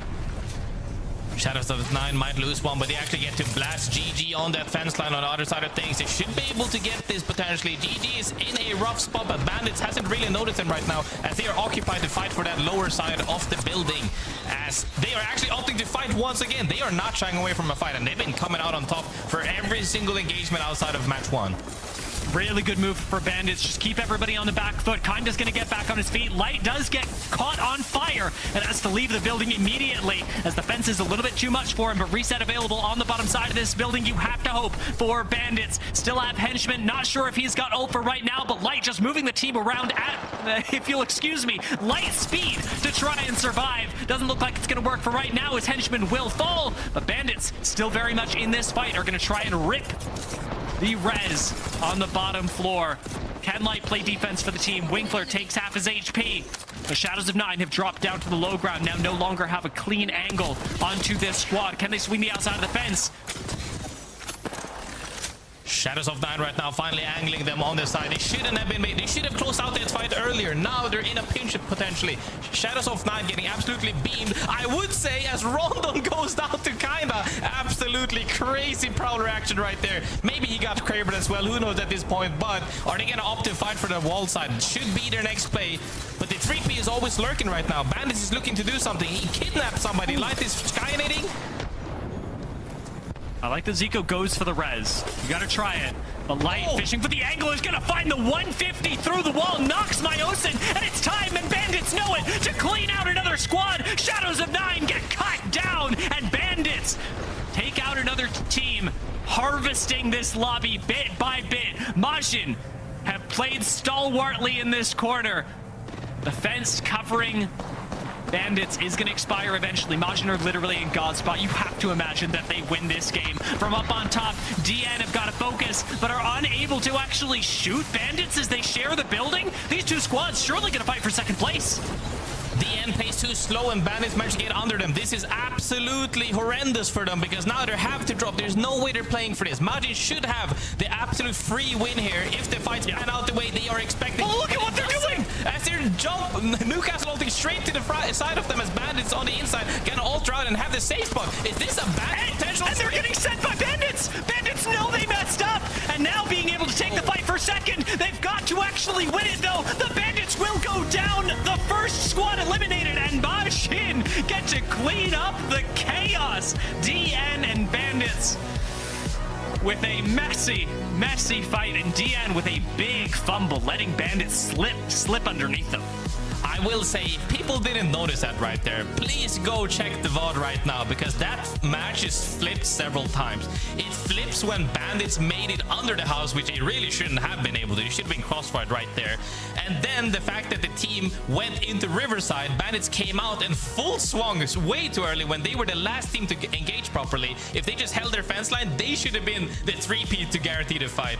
And then it flipped back because Bandit went a little bit too hard, and then it came back to Majin 3Ping once again, which was the initial response I had. But that was a phenomenal game. Those games that get you really on the edge of your seat are so fun to watch. It's just moments of like, oh my god, what are we doing? Like somehow, some way, Bandits managed to survive like 2 or 3 situations where they absolutely should have died. We were saying the same thing as ZIPLINE MAFIA earlier, who survived against all odds for so long, but this is a big comeback game for the Bandits. While Majin ended up finding the win at 19 points, Bandits match them at 19 points and make the huge comeback from being eliminated bottom 10 in game number 1 to making it all the way up to tied for first place in game number 3. As it goes, noticing that TLM Pirates and Alliance were eliminated still in the bottom 10.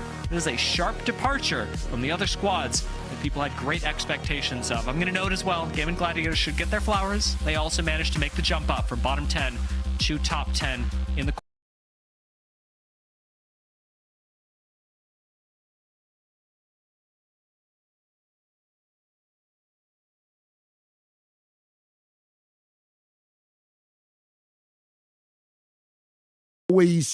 always that chance that Alliance does that. I'll never take that away.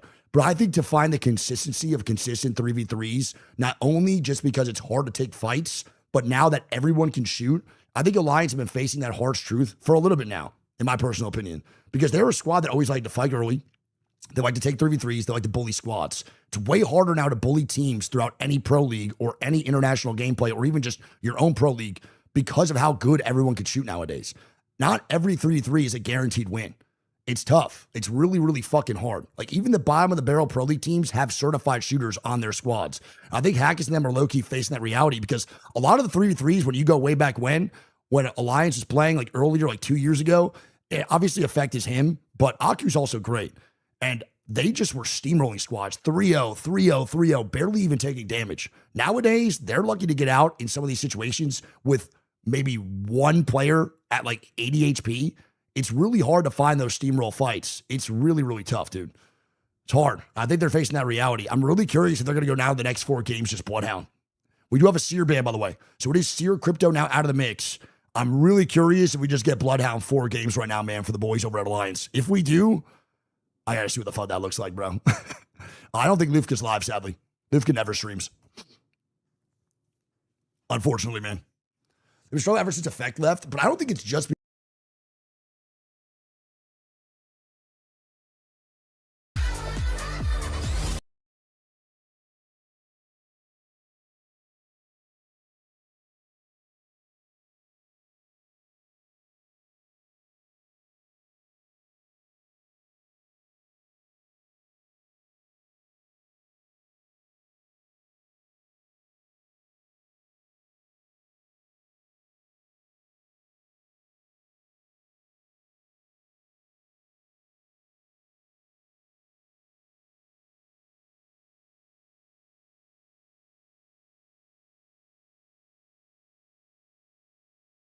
Game 3 in a little bit. We'll see what goes on. Again, we're done with Storm Point after this one, and we're moving into E-District. So last 3 games will be ED.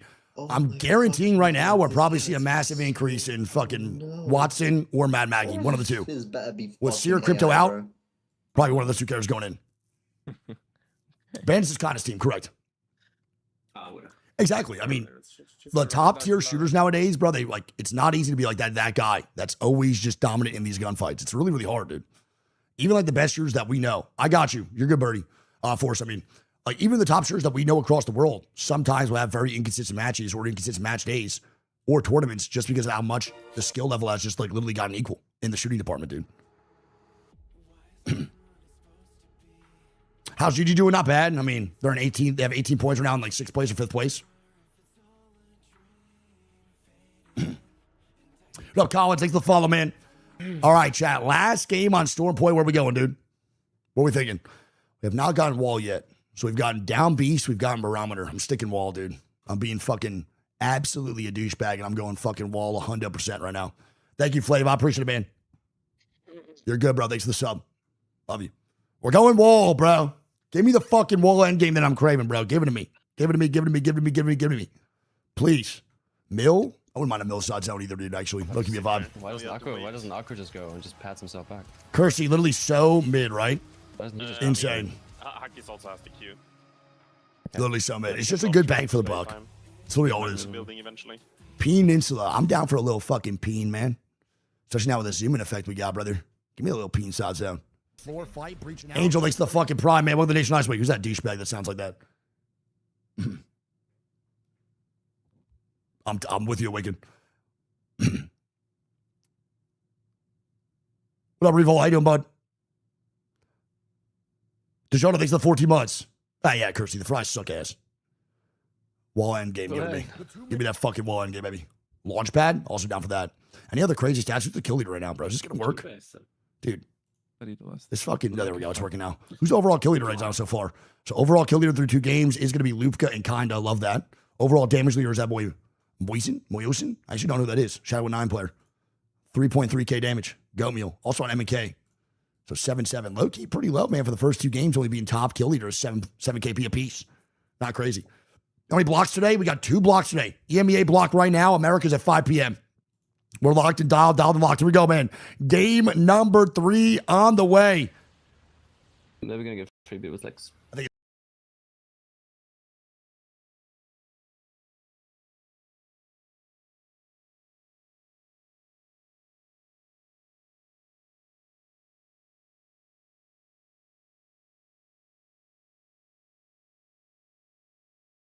I will say Bandits did get a bit further there in game number 2, but some things that I just really wasn't expecting as we have our final map on Storm Point.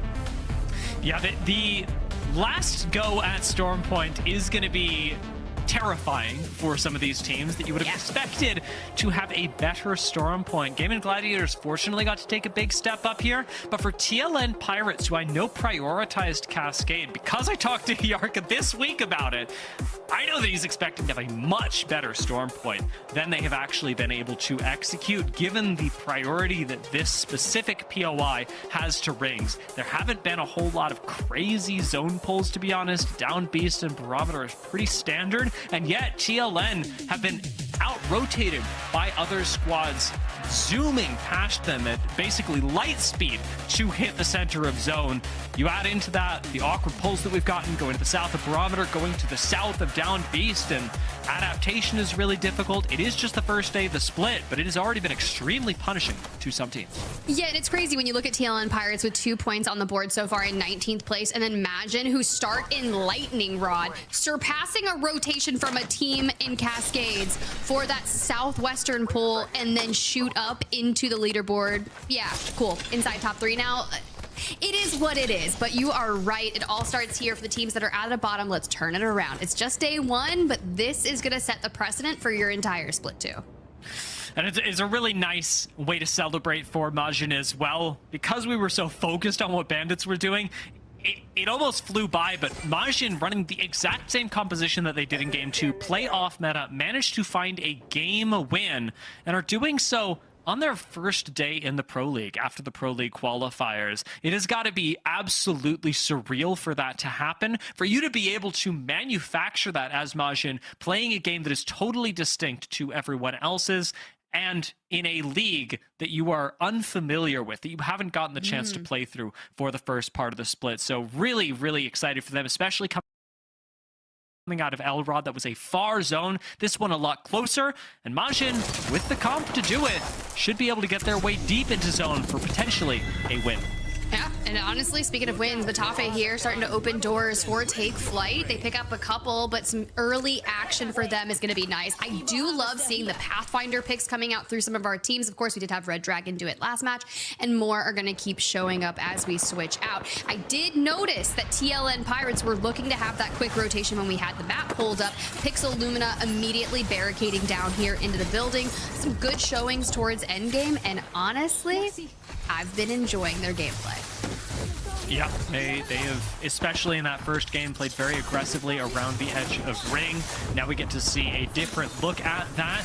They'll be sharing space with Made in Heaven, and like you mentioned, TLN Pirates having rotated their way deep into the wall very early on, where the zone is anticipated to keep pulling. Pixel Lumina playing the high ground, place their bets up there, and fighting in Barometer, you're not playing for zone, you're playing for the kills, and sometimes they go your way. For Mamma Mia, they are not. And you were talking about Black Venom in some of those earlier games. Now on the Watson, just basically in the Great Escape, arc stars whizzing by your face. That's not what you want to hear when you're looking to survive another day. Some good end games out of them, but still looking to crawl up the leaderboard. But survival is of the utmost importance, and you're being hunted down. Mamma Mia is out of here. Nice elimination by 3 men, still managing to pick up early kills, as Ronin, actually the squad that picked up the first squad elimination, our Red Bull first strike belonging to them, and 3 men still left looking for the kills right behind them in Barometer. We'll see what they're able to grab as Ronin get the chance to take a reset and then look straight back at the squad that they now know is behind them, the squad that they can look to gatekeep from future rings. Ooh. And that's been what's really scary towards those like kind of mid to late game, is just making sure that you can even get into lobbies. Were dying out incredibly fast, but for now, going up towards the north, I'm hoping this shifts the pace just slightly as we look at some of our teams that have been held out a bit. Zone Intolerant, fresh off some care packages throughout, a couple rogue shots, but at least they're aware of it. Zone Intolerant really have been playing that way. They are not getting anywhere close to the ring if they can help it. Intolerant. But a fight they certainly are close to. Shadows of 9 and Zone Intolerant sharing a bit of space around Cedo right now, which looks like a very promising place to fight should Shadows of 9 choose to do it. Again, we talk about gatekeeping the upper side of Ring, and that becomes extremely possible if you are playing out of areas like Cascade Falls or Command Center, where fights are going to be anticipated. ZIPLINE Mafia, though, not in the anticipated area of zone. Very, very, very far away from it. They really started heating up into the LAN, and they were playing with a sub then. So it's really cool to see them come back into Split 2 and see how that goes. I do think I have word that Jumba is standing by waiting to update us with what he's been keeping his eye on. I was coming in real quick to talk about Bandits from last game and their rotate. Their Watson play was absolutely crazy. I believe Henchman had 3 ult excels, which allowed him to keep getting his ult over and over again and get them from down beast, cross that water gap into the underground of the building and get them third in that game. From landing down beast to get the pull like that where they had to make that rotation and pull off a third place, amazing stuff. So just wanted to throw that out there. Bandits are looking really good today and my team to watch. Ooh. Thank you so much, Jumba. Team to watch. We also need to keep eyes on DN, who are back in the lobby, fresh off that throw to Jumba's update, Dia. And the action, not stopping.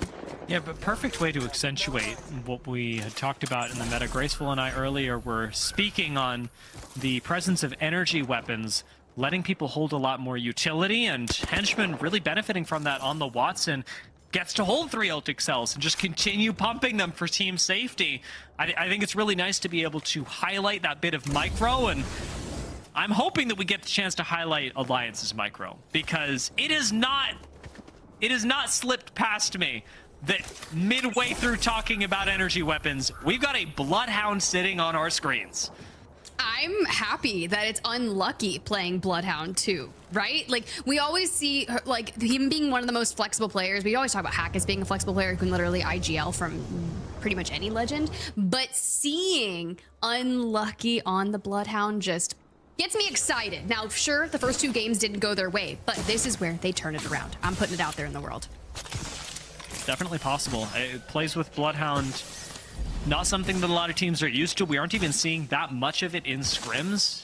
The Legend has been considered, on the rework, relatively successful, but by no means must pick in the same way that Axel was on release. So, waiting to see what sorts of potential pops out of the Alliance squad here. I'm expecting to see a lot more Bloodhound in the Americas, where the Invis plays the aggression that this Legend enables has been a lot more popular. I'm looking at Take Flyte and GaiminGladiators, though, fighting over at Lightning Rod. That could be a really interesting fight to determine what happens toward the north end of this zone, what ultimately Alliance will have to fight themselves. ZIPLINE Mafia playing south by the Stormcatcher, absolutely a team to watch as well.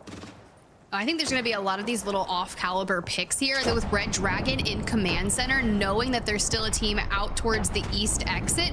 Would be interesting to say they wrap around that way. But of course, GaiminGladiator, like you mentioned, starting to put the brunt force damage down onto Take Flyte. So Matafi and crew are going to have to realize we have less than a minute to lay the siege, and we have to get past these guys.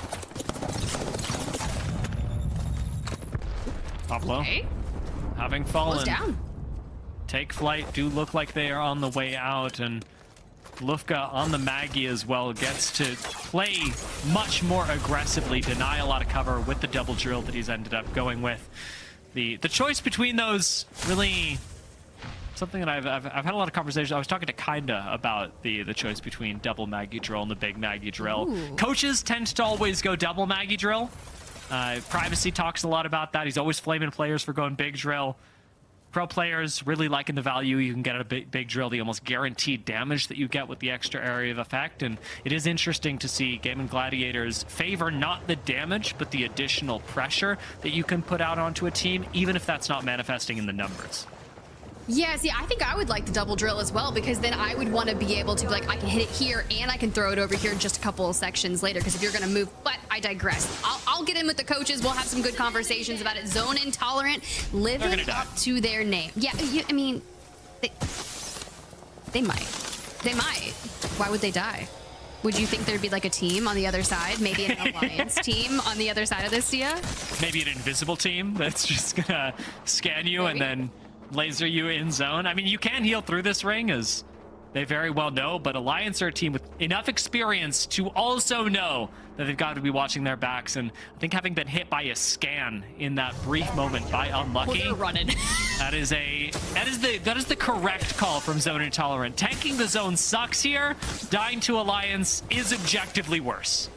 They literally put Unlucky here. You are 100% correct. He has been guarding, clearing out the back, making sure that out through here, no hostiles. Zone Intolerant, backs against the wall, have gone down through the way. They're going to have to pop up north through the zips and crawl through the wall. But the best part is this is going to be read by Alliance, and any team that's deep inside the wall is going to know that there will be chaos to come through. I mean, they're not going to go, but Alliance does. GaiminGladiators fight up against Pixel Lumina could be good. GaiminGladiators don't have to take this fight. They can still choose to fight Alliance, as we were sort of anticipating the team from Elrod would have to do. Now Made in Heaven have taken the high ground up by Zeus Station and could get involved as well. So Alliance in a bit of an awkward spot when it comes to absorbing the teams that could come at them from the north. It almost looks better on paper for GaiminGladiators to make sure that Made in Heaven don't wrap on them, and then just fight Pixel Lumina. Wow, it's all about like kind of looking to see what you want. You've got the Jenny down already, starting to take those angles. You hear the shots in the distance, so the comms are coming through of in which choke point they are navigated throughout. We pull up the map, you can see exactly where we were looking at. GaiminGladiators in the blue on the right-hand side of that kind of solid lined circle. Made in Heaven just north of them. Take Flyte with Matafe's team is back towards the right. ZIPLINE Mafia on the outskirts of Command Center. Ronin and Red Dragon kind of running each other down, do you? I think ZIPLINE Mafia are actually ratting the high ground right now. They should be able to evac tower over this, but very funny play from ZIPLINE Mafia, who have been messing with teams' mentals since game one.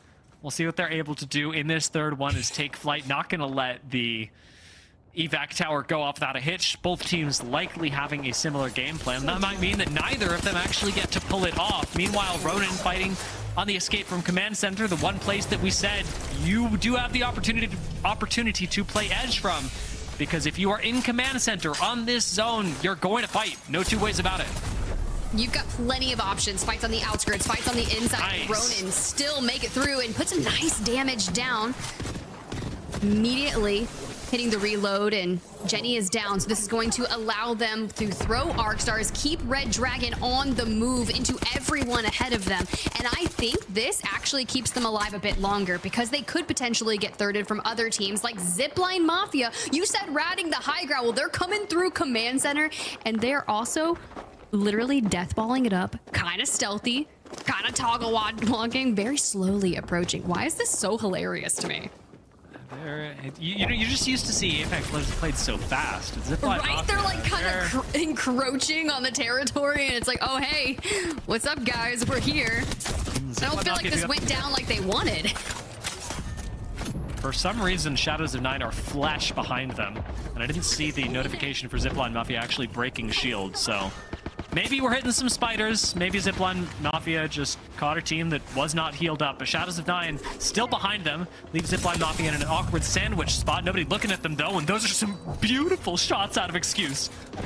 Yeah, we'll take it. You got another team out of the lobby, down to 17 squads, and we're gonna have an all-out brawl on the southwestern side where everyone wants to get north of the wall. For now, Red Dragon has been eliminated, not surviving the rotation, and ZIPLINE Mafia trying to get through, and instead, Excuse down, weak half health, and Alonzi ripped from behind. WeQ's still alive, playing the knockdown shields right now. You got to imagine this is the end of the squad, as ZIPLINE Mafia will not make it to the top 10 for the first time today. Calamity gonna swing this rock, open up with some nice alternator shots, but that alternator is on poverty attachments, and Summer Haze are gonna be lucky to make it out of this line. Ronin and Shadows of Nine will fall, and Pixel Lumina still hold on to their high ground. GaiminGladiators still above them, 10th spot, but Pixel Lumina seem to be navigating it well. All of the work that GaiminGladiators put in through the chokes has been keeping them alive, and they're not able to get a ton of KP from it, because we go back to them, and the only team they're contending with is Made in Heaven. The Maggie Ball says boop and yeets them across the way, and we're gonna perch up onto the pylon. Use the back of the truck. Summer Haze does fall, but the battle continues. Alliance are taking a look at this as well. You got to imagine it's a matter of time for Made in Heaven as Alliance actually get closer and closer. Bandits have taken a really creative altar portal into the next zone. So a lot of teams now starting to pile up on this ridgeline. Alliance, early investors in this area, sitting over by the Prowler nests since the start of the game. Could be the ones to profit the most. But they've got to keep control of the lobby, and I like that Alliance are watching all this happen, letting GaiminGladiators and Made in Heaven fight, letting Bandits rotate in. As long as you're not touching Alliance's property, you're going to be okay. Alliance might want to get involved, though. They might want to take space. Zane, on the other hand, is keeping the pressure while Blast drops down from the height across the way. But more teams looking to get involved. You can see the crossfire across as Zane tries to get through, but he can't do it. And now Pixel Lumina from behind goes for the third party, and Billy says, all right, we saw Blast try to drop off, and we're going to do the same thing. Can they withhold?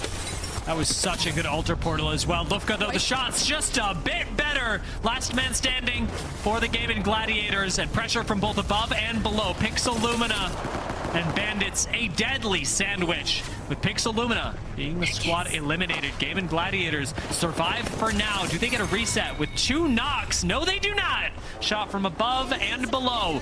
Alliance and Bandits collaborate to take out the GaiminGladiators, and Alliance again. We have got to re-emphasize this magical position for them. It has been a terrible storm point so far, but they have made it to the top 6. Let's take a listen with Alliance, see what they are thinking as they approach what could be their best placement. Sitting up here. Yeah, just come. We need to back on. Okay, can you put TP down? I want to play here. Yeah, put TP down. here. Put TP, Okay. We need the space on high gun. Yes, okay. Don't fucking lose this. Okay, can you guys play 2-1? I'm holding bottom. You guys play 2-1 together on top. I'm trying to loot right now. Yeah, okay, you do this. It's you can, yeah, I can all the people me. Okay, it's top 4. It's just come up, yes, come up. Okay. We need high gun. If you get swing to lose. One guy's up here, Car. Yeah, I'm coming up. I'm coming up. It's 2 teams falling, 2 teams. One guy last, guys. Literally. Yeah, he's peeking. One guy peeking all the time. How split are they? One guy's all the way down. Bro, if he kills you in the game. Is he like one guy's all the way down. One guy's all the way down. Just come over scan then. Just come over scan. I know, but I mean, we're for Axel. It's a 2v1. Yes, I am doing it now. You can't take it out. Yeah, go, send. I'll yes. Thank you. Yep. Love me. No? I can't pick. Play slow for now. Yeah. No, I can't. 170. What? I'm dead. Play me. Fuck it up. Feel me? Yep. What's that? Play me. 150, one back there. Just play it off, card. On him. One left. Nice, play me. Just play it off. Pull. Hold on, turn. One guy's he's gonna pull his round. Okay? Yeah, he's. Can you pull me? Yeah, pull him. He's resting now. Top 3. Yeah. He's resting right now, okay? Unlucky gets caught out. Now he's in a death box. Aku is recoverable, though. Takes down 2 players on less than half flesh, and now is reset thanks to Hack is holding the high ground in a shrivel of rocks. A moment just to have a breather. But look at Henchmen. They're sending. Bandits and Alliance have fought each other every single game. They have always died to each other, and right now Bandits look like they are coming out on top once again. Alliance invest early in this spot, but unable to defend it after an aggressive push against Bandits. It looks like Bandits really may be the team, just holding on to the title of best in EMEA. Hack is fighting desperately for that, but gets naded and exploded. Bandits in a 3v1, and likely to take this win. It's a delaying of the inevitable. Bandits swarming from the high ground. They're basically playing hide and seek, looking to find. The ball goes out, the climb up is here, and now we've got the onslaught continuing. Bandits from the bottom to the top, baby, with a nice win to round out Storm Point. That was a great way to play this for Bandits as well. You got to respect the fact that Alliance take the risk, but it is against their nemesis in EMEA, an international competition, and now all the way back home.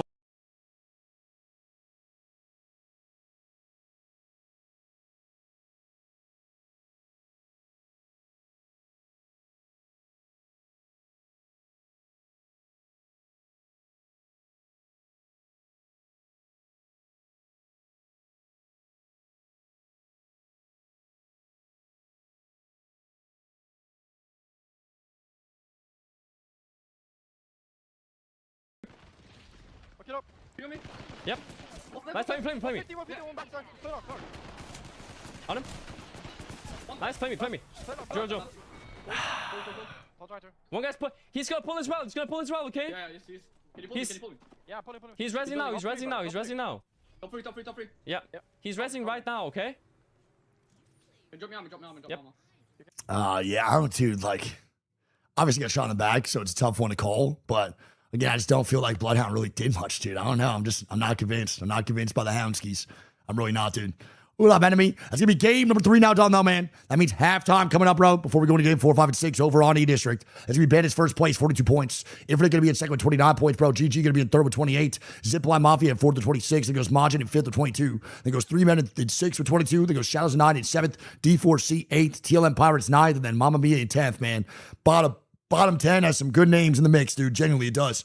Alliance, Made in Heaven, DN, Zone Intolerant, Summer Haze, Ronin, Pixel, Red Dragon, Bacalhau, and Take Flight Squad all the way to 20th place. Game 3 ban, East watches. That means that game 4 will have Mad Maggie. So we start off E-District with one of Mad Maggie's best maps, which is perfect.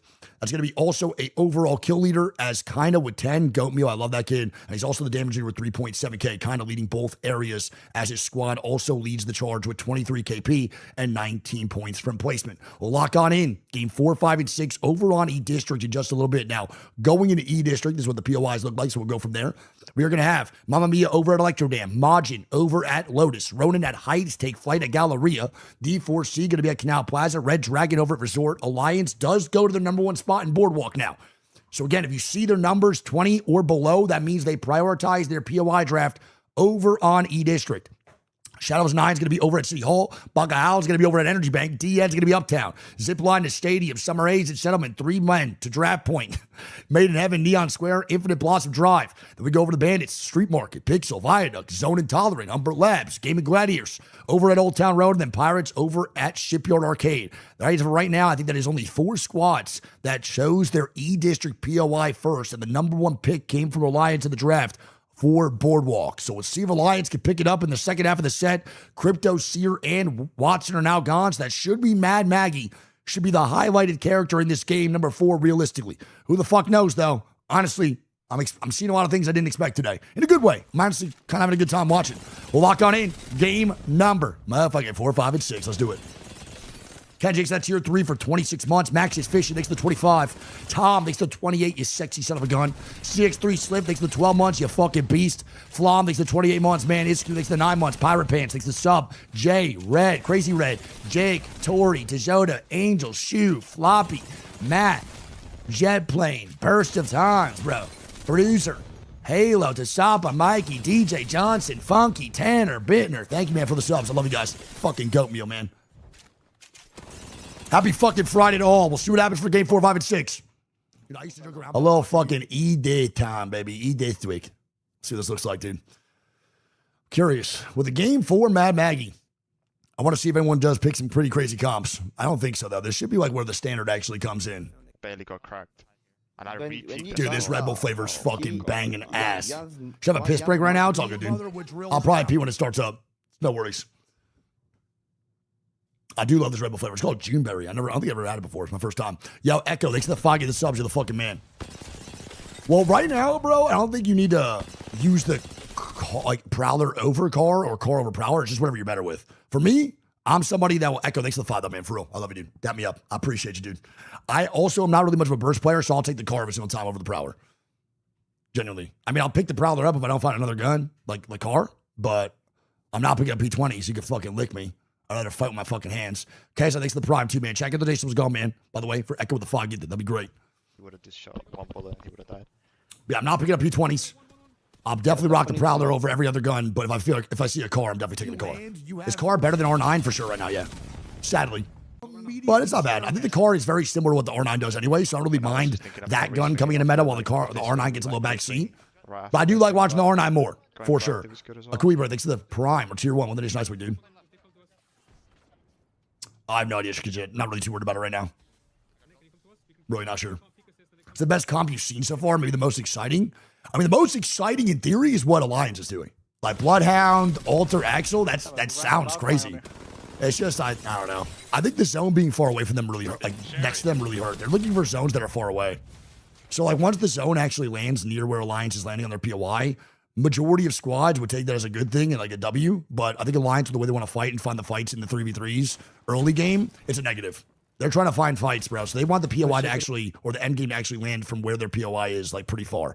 So they can consistently take 3v3s and the rotations in. They want to farm Evo caches, they want to get KP, and they want to move on to the zone late game. That's what they want to do. They haven't been able to do that yet at all on Storm Point. Low key. The only one they were able to do was Barometer, and the Barometer game was not good. So we'll see. Ross, thanks for that 8 months though, man. Appreciate it, buddy. So I'm not a hater, certified hater yet of the Bloodhound, but we're getting there. I'm getting to be like 50% of a hater. I'm not like full on fuck that character right now for ALGS, but like, I don't know. I'm like 75% of the way there for sure. JB Axel is insane. JB Axel would be pretty diabolical. I don't think you really operate on that level though. Who the fuck is the third for your JB Axel game? Newcastle? It's like, why are you playing the most fast-paced character with the most defensive characters? That combo doesn't really make much sense. I still think Valk is like my favorite character to watch with Newcastle and Gibraltar. But you can't play that in this game 4 because Matt Maggie's still in. You know what I'm saying? Yo, Real Matt, thanks for 37 months. Time to be your just back. Maybe we're back, man. Full blown. Yeah, Toby, I'm kind of like, I might actually be at 85% now, dude, with the hater of Bloodhound. The more I think about that play they just made. Matt, thanks for 37 months. It might be 100% by the end of this one. We'll see. It really might be. Is Metro playing? Metro's from Apex South. Only plays in EMEA, man. And bro, again. Hello. How you always get someone. Jimmy's fast-paced too? Oh, yeah, but his abilities are still defensive. So, yeah, Jimmy is fast-paced, but he doesn't really match the abilities of like what Axel does. I mean, you could use a Gibraltar, Axel, and then like a Watson. That might be like better, but I don't think you can play Newcastle pair with Jimmy and Axel. Makes no sense. It's out again, 3 minutes. Yeah, fuck it, I'll do so. Appreciate you, Dim. Thank you, man. Love you, buddy. Chat, there's been no hiccups in the stream, right? Because I literally changed everything. Like, all my shit. My plugins, like everything. Everything's good, right? Want to make sure? Any characters that are underutilized in your opinion? No, I don't think so. I think actually all the characters that I deem are pretty worthy of being played are being played. Again, that's my opinion from a dumbass, but like, I don't think there's like a secret character that like no one's operating on that's like gonna be fucking unbelievable and be the next Seer his Watson situation. Not for me, honestly.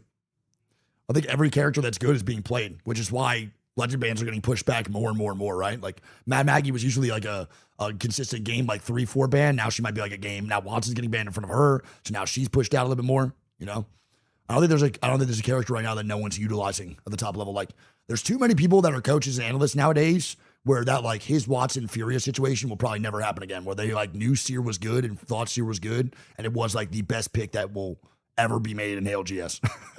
That would never happen. I don't think ever again. There's too many players and too many people that are like now experimenting, theory crafting, and doing like analyst work and private matches and shit to find out what's good and what's bad. That was like a one-off thing. I really do believe that. Haven't seen Rev and LGS in forever. I don't think ALGS Rev was consistent a thing unless it was like 5 years ago. Yeah, where he had that fucking death totem. Bad, I know. All right, well, Chad, don't forget, man. Let's go over this one more time. Bandits right now in first place by 13 points, 42 for the boys at Bandits. Great start for them right now. Only team at 10K damage, by the way, too. They have a 4K or 2K damage differential. That's going to be Infinite in second, bro. GG in third with 28. ZIPLINE Mafia in fourth with 26. And then Majid in fifth with 22 points. We are now done with Storm Point, and we are going into E District, and the bans are going to be Watson, Seer, Crypto. Where are we going for the end game here? Over on E District for game number 4. I love doing these fucking little challenges, bro. These little predictions. What are we thinking, man? What's the vibe? I'm saying, I don't know what EMEA gets. That's the only problem I'm seeing. I don't really know EMEA as well as everybody else. I think for me, I'm probably giving a little bit of a, I'm going Energy Bank game 1 or game 4, but game 1 of E District. I'm going Energy Bank. Shipyard? I think there's only one Shipyard zone, brother. You're really banking on the algorithm going your way. That man's an addict. I've seen a gambler. I know what a gambler looks like. That's you. I respect it. Yeah, I'm going EP. I'm going Energy Bank, man, for this game number 4. That's what I'm feeling. I love Energy Bank zones, too. City Hall? That guy's not a gambler. He's going for the safe bet. Respect. Good for you. Alliance Boardwalk. I really want to see how the Boardwalk number 1. I know Boardwalk's really good. But choosing Prowl your E District makes sense for Alliance because no one's going to contest them over on Storm Point because they're scared. But I can't lie, dude. Number 1 Boardwalk's really interesting. It's good, and I think it could be considered a number 1 pick, but I really gotta see how this plays out. What do you think? What do you think they run this game? I'm feeling like if you're running Bloodhound, you're gonna run what? Maybe Alter's still not banned. So Alter and Mad Maggie, I think, are the number 1 and 2 picks for this map. Alter is the best character on E-District, and Mad Maggie is, for all offensive purposes, one of the best characters on E-District, if not the best. So what do you run as that third? No way they run Bloodhound, right? Bloodhound, Alter, Maggie, in theory, doesn't sound bad. But I think it is. I'm not convinced, bro. The Hound is fucking with my brain, dude. The Hound is actually fucking with my brain, bro. It's driving me crazy. All right, well, here we go. Game number 4 on the way. 2 more games after this one, Chad. Don't forget, I'll be getting off after block number 1 for EMEA and getting back on. America starts at 5 p.m. PST. I'll be live at 4:40 p.m.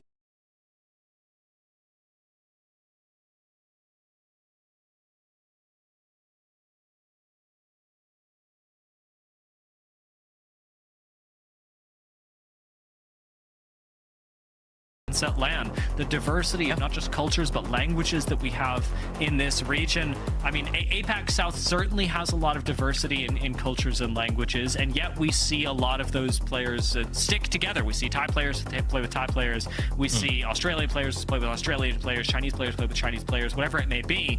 And in EMEA, we mix and match so often to try and match ideas of the game from cultures and languages that are very different. And I do wonder how much that slows the opportunity for progress in EMEA because you have to work so much harder on getting everyone on the same page. I'm not sure. It's a theory, something to think about, and something to continue exploring as we see whether this trend that we've identified over the last few LANs for EMEA, the fact that they do seem to be getting weaker as a region, whether that is an actual trend, whether it's indicative of something larger, or if it's just a blip on the radar. Yeah, it's definitely going to be fun to explore it as we come. You know, I have very hot takes on it. A lot of the things end up doing reasons why we don't have super teams. You know, yeah. I mean, one of the reasons I really think though, you know, we might not really have super teams in the EMEA is because, you know, lack of orgs as well. Like I've been a part of that. There was a time, old folks, in the Stone Age where I dominated the region for quite some bit, and I was orgless for a long time. I've been on several orgs as well and been in context with them, but when you look at America as a region as well, you see a person and you know that person is getting poached, whether that be, you know, a straight up buyout from a team or that player is getting picked up almost immediately.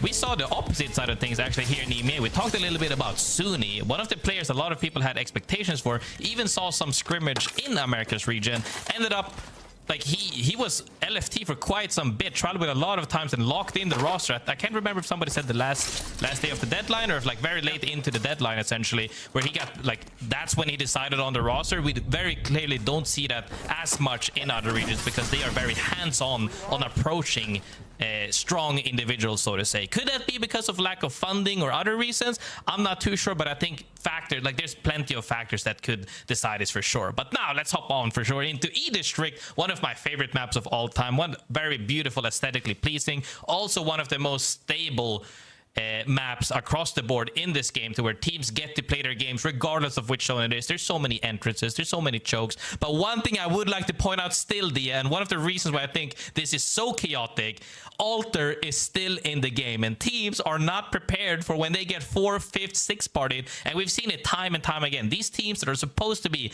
dominating this lobby, although some are, but a lot of these teams that people think are strong are getting absolutely mopped.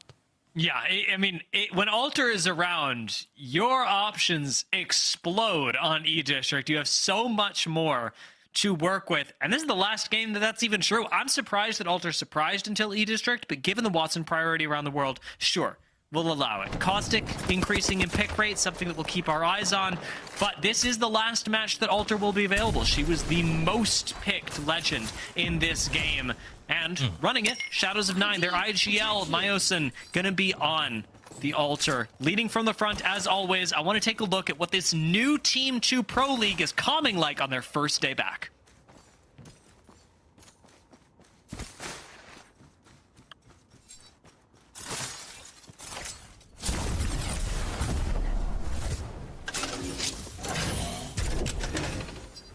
Okay. Everybody on top.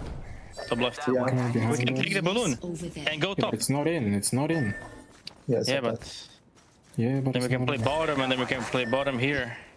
No, there's a team in there. Let's move there. Yeah. Okay. Team in Team in there. the shaft and team on top. We have the best spot we can have. Yeah. What is it? Dog shit, we have a team in Lotus. For a team that's currently sitting 7th on 20 points, meaning you're not in a bad spot theoretically, as long as you can keep that above average because you want to move on into the final state potentially at the end of this league. They are sounding kind of down, DM. Is it just me or was that hella silent? No, that was... Yeah, that was bad. I was thinking about whether I was going to say that. Yeah, those were bad comms. I do want to throw out here that because I've talked to Rondon before, we do have insight on this particularly. Rondon is normally co-IGLing.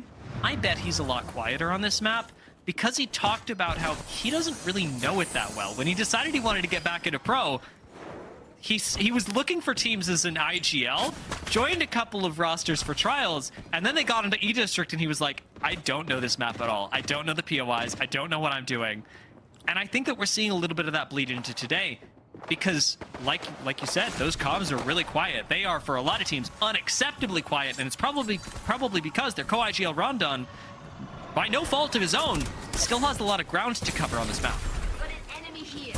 Definitely feeling that confidence needed right there at that point. But as you said as well, as time goes on, potentially as you know, as the league goes on, he should be able to adapt to the map. But one thing I will say for sure, we don't typically have this pace of how fast the league is played out there. 3 days back to back to back. I remember when you had just one a day, and if you were unlucky, if you had a bad week and you had 2 on the same weekend, now it's 3. That means you don't really have that time to adapt as much. If he's not adapted by the next time, you know, he might be struggling really bad, or hopefully he gets through VOD reviewing and playing a little bit of rank grindage to get more comfortable on the map. Yeah, and I will say, you know, I'm making it sound like Rondon doesn't study. The man studies. The man also has a job, as we were talking about. You know, the org just came in recently. Before this, they were playing his game of drones, and so a little bit more time to be able to dedicate to the game, especially now that he's in Pro League. I think that the skill will quickly accelerate for this squad, especially with the org support that they're now receiving. But it is start of season growing pains, and I am hoping, just as you are, the best for not just Shadows of 9, but all of the teams that have been able to join us in the Pro League this split, because it is, even if you're not learning a whole new map, which is a whole thing in and of itself, it is a huge learning curve. It is a big step up in, as we said earlier, the ogre, the onion of Apex Legends. Yeah, most definitely. The game is just getting more and more complicated. While easier in some aspect, more complicated in others. Now we're seeing, though, however, the end looking to take fights as they're getting hit by Skynades left and right, and Uxako gets huge on Winkler. That was a moment where Winkler goes, well, I didn't really get to shoot at anybody because the utility was just there. And DN, unfortunately, on white shields, don't have a whole lot that they can do about it. So an Intolerant get to run at this team, and there's not much that DN can actually manufacture in the form of a defense. The caustic gas doing some work right now, but Winkler still needing to be picked back up, and it looks like that becomes possible, especially around the beacon. They could get Winkler in here, but a death box recovery is what they're going to go for right now. I'm worried about it, though. Definitely, both teams tend to reset properly and see if they can happen. But now Bandits, one of the teams that we're talking about, is showing up as well with Skynades. Not only Skynades, triple purple armor, looking to take this fight. I'm not too sure they're going to find anything, but I'm sure that they won't at least stop trying for it. Yeah, Galleria, very scary to fight in. A lot of teams can rotate through here at this point in the game. It is technically in zone, but away from where a lot of people think it's going to be pulling, so not crowded enough to mean that nobody's able to third party. Bandits play things carefully, and kinda on the Sparrow in this game. The integral to the team, I can hope. We don't see a lot of Sparrow play around the entire world. Is he one of one Sparrows in this game right now? Dude, the only thing I can't stop thinking about is the drawing you made of me with the P20s in hand, and you're talking about the Nemi. We're seeing Nemi P20 everywhere, and we talked about Sparrow at some point when we played rank last time, and he's just unfolding right in front of our eyes. Indeed, I think Sparrow has a lot. Like, I'm a real Sparrow enthusiast as well. I play him a lot in ranked, and it's just his movement is just so fun. The only thing is you can't really wall bounce on him. He has the same passive issue as Rev does, but hoping to see some cool some cool plays out of him for sure, but kinda silent right now in the lobby. The zone went exactly where all the teams predicted. So many teams are there. We barely have any edge teams at all, as Made in Heaven is right now pulling nags to get the reason. Wrench is picking up a full kill onto Hackis, so blood definitely being drawn even in a lobby this safe, with Alter still available with plenty of cover given by the inherent E-District layout. The fight between Alliance and Red Dragon concludes in the favor of Alliance as the ZIPLINE Mafia slide in to hopefully finish off one of their own. Yan's going to be on the high ground. WeQ taking a bunch of damage, but it's Excuse that actually slides down to cover Elonzi on his way out. Always has the ability to pull back WeQ if needed. Definitely, they just ran it at them, and WeQ's taking a ton of damage. Might not be shying away from a fight, but fighting straight into absolute high ground is risky nonetheless. Excuse right now to see if he can actually put Jans off that rooftop, and he comes out kind of even actually, as Excuse also trades with Jans. Should be able to be pulled back, but taking the 1v1s and not holding hands, as you like to say, does cost quite a bit of time and maybe their lives. Cinetic low and taken down. Alonzi still up after anchoring for the squad for this long. Needs to recover his teammates, but still needs to chew through that last member, and Alonzi too low. Hey, he's got a med. He's healing right now, getting that range off before he opts for that medkit. This zone isn't scary just yet. Goes for double range before getting that proper reset, as Nags is trying to see if he can get Cinetic up with this tick right now. It's gonna be barely on the cusp. I don't know. He's one more tick and he gets it. That was a little bit too close for comfort, as Cinetic right now is trying to reset properly. It comes out pretty evenly, I would say, though. They definitely did not go without a fight. ZIPLINE Mafia are going to get everybody back into the game as well, or at least start that process. Excuse syringing just in time, but this fight still ongoing, and now you're fighting not just another squad, but the ring as well. Made in Heaven and ZIPLINE Mafia, a lot to contend with. It's back in the zone. It's the GaiminGladiators, the Bandits, and the TLN Pirates in a three-way fight for domination around this wall. Fights coming out right there in the southeast, southern side of the map right now, with Bandits right there and Pirates now right next door. Mind you, Alter still in the game. This gap can get closed almost immediately, as everybody has Alter TPs out, as well as being able to face through the wall as they're getting looted up. All of these teams on edge right now, we saw not nearly as many as the first previous matches, but they're all hella stacked. Let's hope we got those ult excels. Oh wait, no Watson.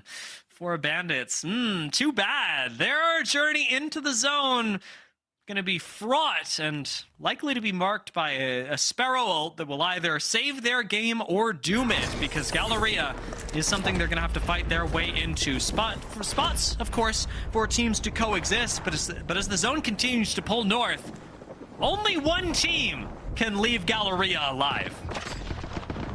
This is, we say only one team, but we also have two teams deep into the zone that who knows where they're gonna pop up, when they're gonna pop up. But during a fight, most likely, as speaking of fights right now, huge fight comes out right here. Sombare from Pixel is looking to see if he can close out this. Rondon at the top, looking to hover his teammates. Not really enough just yet. I believe we saw a fuse queue right there. Looking to see if he can secure some space, but it's gonna be tough. Shadows of Nine, unfortunately, not winning this fight by a pretty wide margin. Made in Heaven will finally go down to the ZIPLINE Mafia, so that long fight concludes as Pixel Lumina don't quite eliminate Shadows of Nine, but are fishing for it. Chasing is Billy, who on this Maggie can play quite aggressively and does own basically this entire side of the map. Rondon, 1 HP, will go down. Shadows of Nine bite the dust in 14th place. And Pixel Lumina get the chance to group up, being the only squad, really, on the western side of this zone. They and Mamma Mia sharing this space. But even then, we've gotten down to 13 squads so quickly that neither squad is really under a lot of pressure. It has been a very fast game of E-District. It has indeed, as 4 teams are still in Galleria. However, looking to see is who's going to start a fight first, who's going to stay as proactive. I'm betting on Bandits looking to clear a fight real quick, but on the flip side of things, Pixel managed to get the ball rolling, get a couple points in there. But one team that has the most points in the lobby is Bandits. Triple purple looking to get more fights in, as Light is trying to light someone up. Chaco getting out to what looks like a Void Nexus as Bacalhau go down. The Bandits still swinging with the P20s. Do manage to pick up at least the 1 kill on Zone Intolerant. That is a full thirst that went their way. But the TLN Pirates have arrived once again. Bandits and TLN Pirates sort of holding hands through this game, clearing out squads together, if begrudgingly. They will eventually have to fight each other, as, like we said, only one squad is realistically leaving Galleria alive. There is one choke that you can get out of this POI through. And everybody is going to be eagerly awaiting the exits from that choke. You say choke, but don't forget, Alter's still in this game, available to make it past that by other means necessary. So we'll have to see if they actually end up fighting for the same side, or if some people are gonna rotate, perhaps on the Western choke instead, potentially fighting Pixel Lumina. But we'll have to see if they can hold out their backs and make their way into the zone with only 12 teams alive right now. A lot of spots in the zone. People don't assume that it's free. It's super free. There's like 7 spots open in the zone where teams can play, and everybody's about to fight right now. And speaking of fighting right now, I want to hear what Bandits has to say, so let's have a listen in with Bandits. Drilling it, burning him. Okay, 50. You got it on? Yes. No. Yeah, Don't worry. We need to evac, double evac. Yeah. Okay. Rolling. Might get picked from the bottom. There is someone there. Take front one. Yeah. We're good, I think. Yeah. It's fine. Stay far. Low bridge open. No, it's not. This. Maybe here. No, maybe here. Where? No, yeah. Shoot front. Say behind truck, shoot front. Yeah. I'm gonna make it. Next. Just throw shit. Yep. I did. They got it.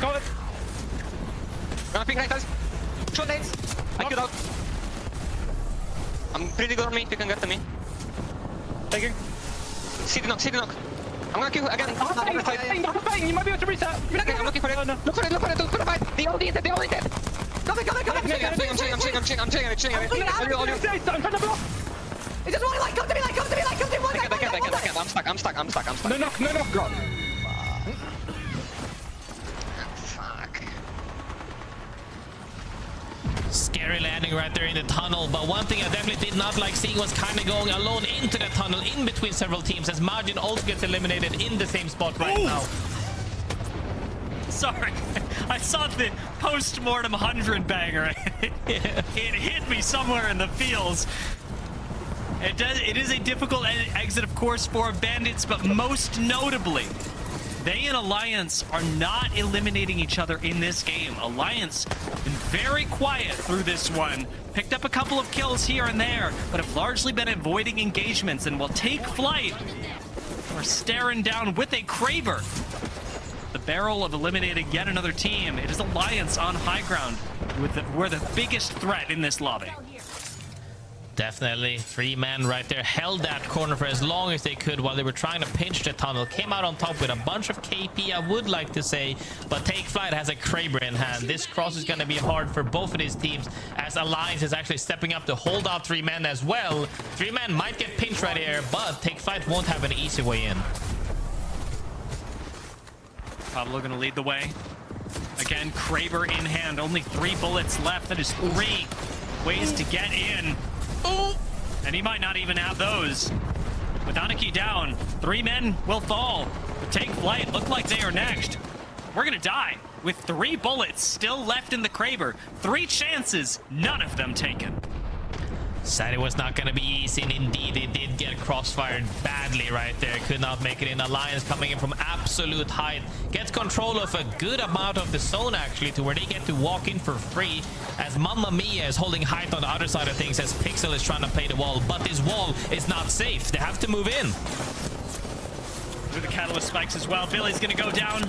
Looks like Mamma Mia will be picking up another couple of kills. Pixel Lumina explode in Alliance. They finally jumped off the high ground while Mamma Mia take their fight with Ronin. Alliance are coming into third party and nobody's even aware of it right now. Catch finally spots at least the single bit of interference, but Alliance bide their time and through the invisibility are gonna go for the third party. Bloodhound is back, baby, and Bloodhound peeking with Unlucky over the top of this wall should be winning their first game of the Apex Legends Global Series in year 6. Bacalhau finally gets some play right there. Even though the Invis didn't open up the fight right there, they were trying to get something happening. You did say they played a little bit passively before. I think they had 8 kills before going into that final fight right there. But Alliance, the form and the shape we're used to seeing them compete at, is finally back right now. While although the first couple of games were shaky, they managed to make this game count, and that's the most important, because at the end of the day, it's a league. It's not just one day, it's the whole league. So you got to make sure that you're staying consistently, and even if you have a subpar day, if you can just get that average up a little bit, the rest of the season should be looking fine for them. Yeah, I mean, I've seen Hackers play this zone quite a bit before, and he just really loves to sit up on the high ground. So when I say passively, I don't mean that they're not interacting with other squads, but more that they're playing kind of like Infinite were in the first game. That Alliance are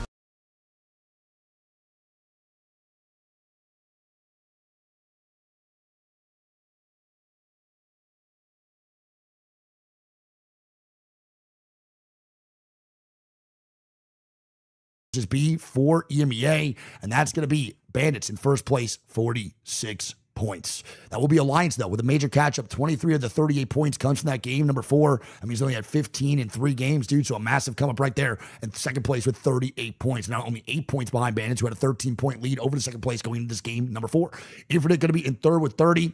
That's going to be ZIPLINE MAFIA in 4th with 30. GaiminGladiators in 5th with 28. Then it goes Maj, Mamma Mia, 3 Men, Ronin, and TLM Pirates all in the top 10. Game 4 ban is Alter, which means we will get Game 5 of Mad Maggie, which means that we will not have Gibraltar and Newcastle pop out until game number 6. That's going to be GG, Lufka, and Hackis as the kill leader through 9. I want to point out that is very low kill leaders right now through 4 games. It's not that bad, but it's not that good. I mean, it's like pretty low regardless. That's going to be Lufka and Hackis tied as kill leader. Damage leader is going to be Arctic with 5,300 damage. Also pretty low for the standard of what we usually watch here, man, over for ALGS. We'll lock on in game 5 and 6 in a little bit. I do want to watch that little Bloodhound game before I hit these ads real fast. I do want to see what the hell they did, if the Bloodhound really made a difference. That was assist, was it? Oh, did I really? Really? Oh, it's 11 and 10. Oh, still pretty low. Oh, not bad. I mean, kind of almost having 3 kills a game is great. But it's not pretty low too. 10. That's terrible. Damage is low though. 5.3. Oh yeah, people are lost. I have no. All right, let's see. Yeah, the teams are lost. But yeah, so I think if we teams are lost, dude. I love hearing the way Alliance talks about EMEA, dude. So funny. Come. Yeah, peek me, okay, peek. Yeah, make it ball. Let's see the end game here, bro, for the Bloodhound scans and shit. If it actually made a difference. Okay. I think we'll take TP later. Sleeping Spider, she's tired, They're dude. jumping now, I think. Yep, did it. All right, Riley, to go. Love you so much. We miss you. Alter. Like left, it's gonna be so. All right, let's see what they do here. Slide down, come. I'm gold here. In the open, okay, open. Come. Yeah, peek me, okay. They'll pad out 3 years of the GOAT. Oh my god, my goal shoot. Oh, good. One knock. Cost one. One knock. Yes, I'm going back. I might get knock, okay? Just take TP. Oh, just fucking double heavy. Like, yep, I'm taking TP. yeah, see what I'm saying though, dude? Is that like just Alliance being good and making a good player, or did like Bloodhound really do it? I don't know, man. We got You know what I'm saying? I don't know, man. What still? Love you, dude. Win the fucking tunnel over. Okay. So it's hard. From who is? It's rough. I don't know. Scene open. Duo maybe. It's from them, no? Yeah, duo. 50 them. One knock. Yeah, free shots on me. So much damage. Oh, what's my buff? That's just insane fucking shots, too, brother. Holy shit. Damn, they didn't get the KP. Any other fights they take? No, it's just round 4. Take tower, no? Yeah, I want Yaku. Yeah, I'm with you. I'm following you. Okay, what? Last team. Yes. I'm scaling it free, okay? I'm holding high. I'm swinging left, okay? I mean, low-key got out there, though. Let's go. Yeah, that was good. That was fine for the 3v3. That was good. I don't know if that's the reason they won, but GG's, bro. Well played. I mean, I love seeing the line take a W regardless. I'm just trying to really analyze this Bloodhound gameplay, bro, because I'm really not watching much Bloodhound, bro, for the ALGS, like, America scrims. That's why I'm, like, so into it as if it's good or not, dude.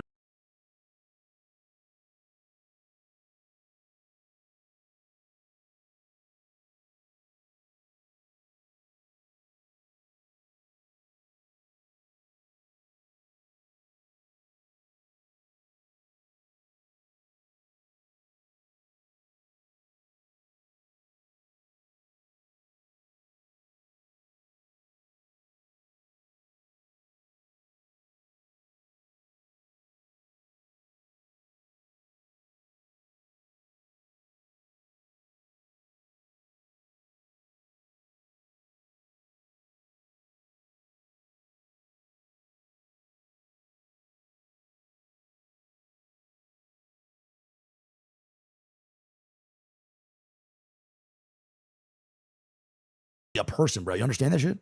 Congrats. Keep it up, dude. Don't stop. That is pretty nuts. You lost a literal person, bro. That's fucking insane. Literally nuts.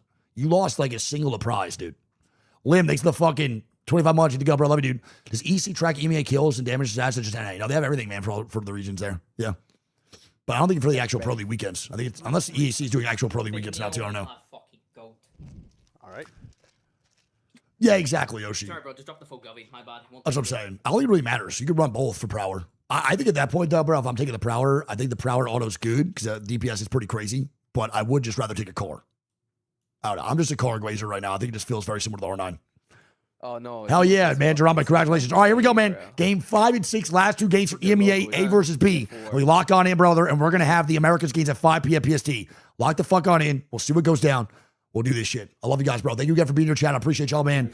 First fucking day of ALGS for the weekend, brother. We got Friday, Saturday, and Sunday. We are nowhere near done. And then on Monday, bro, we got Challenger Circuit Finals. I mean, it doesn't get any better than this, dude. Hey, we got gained 100 pounds. W. Beast mode. Keep it up, kid. That's a W bulk to me. I don't know about you. Alternator still slaps. I haven't really seen anyone run the alternator at all today. Like maybe like 1 or 2 players so far, even with the double tap. I'm curious if that's going to be a consistent thing now with the Prowler and the car being so good. Hey, congrats, Sharik. Fuck yeah, bro. Good shit. That's dope. All right, let's go. Lock on in K5. Give me an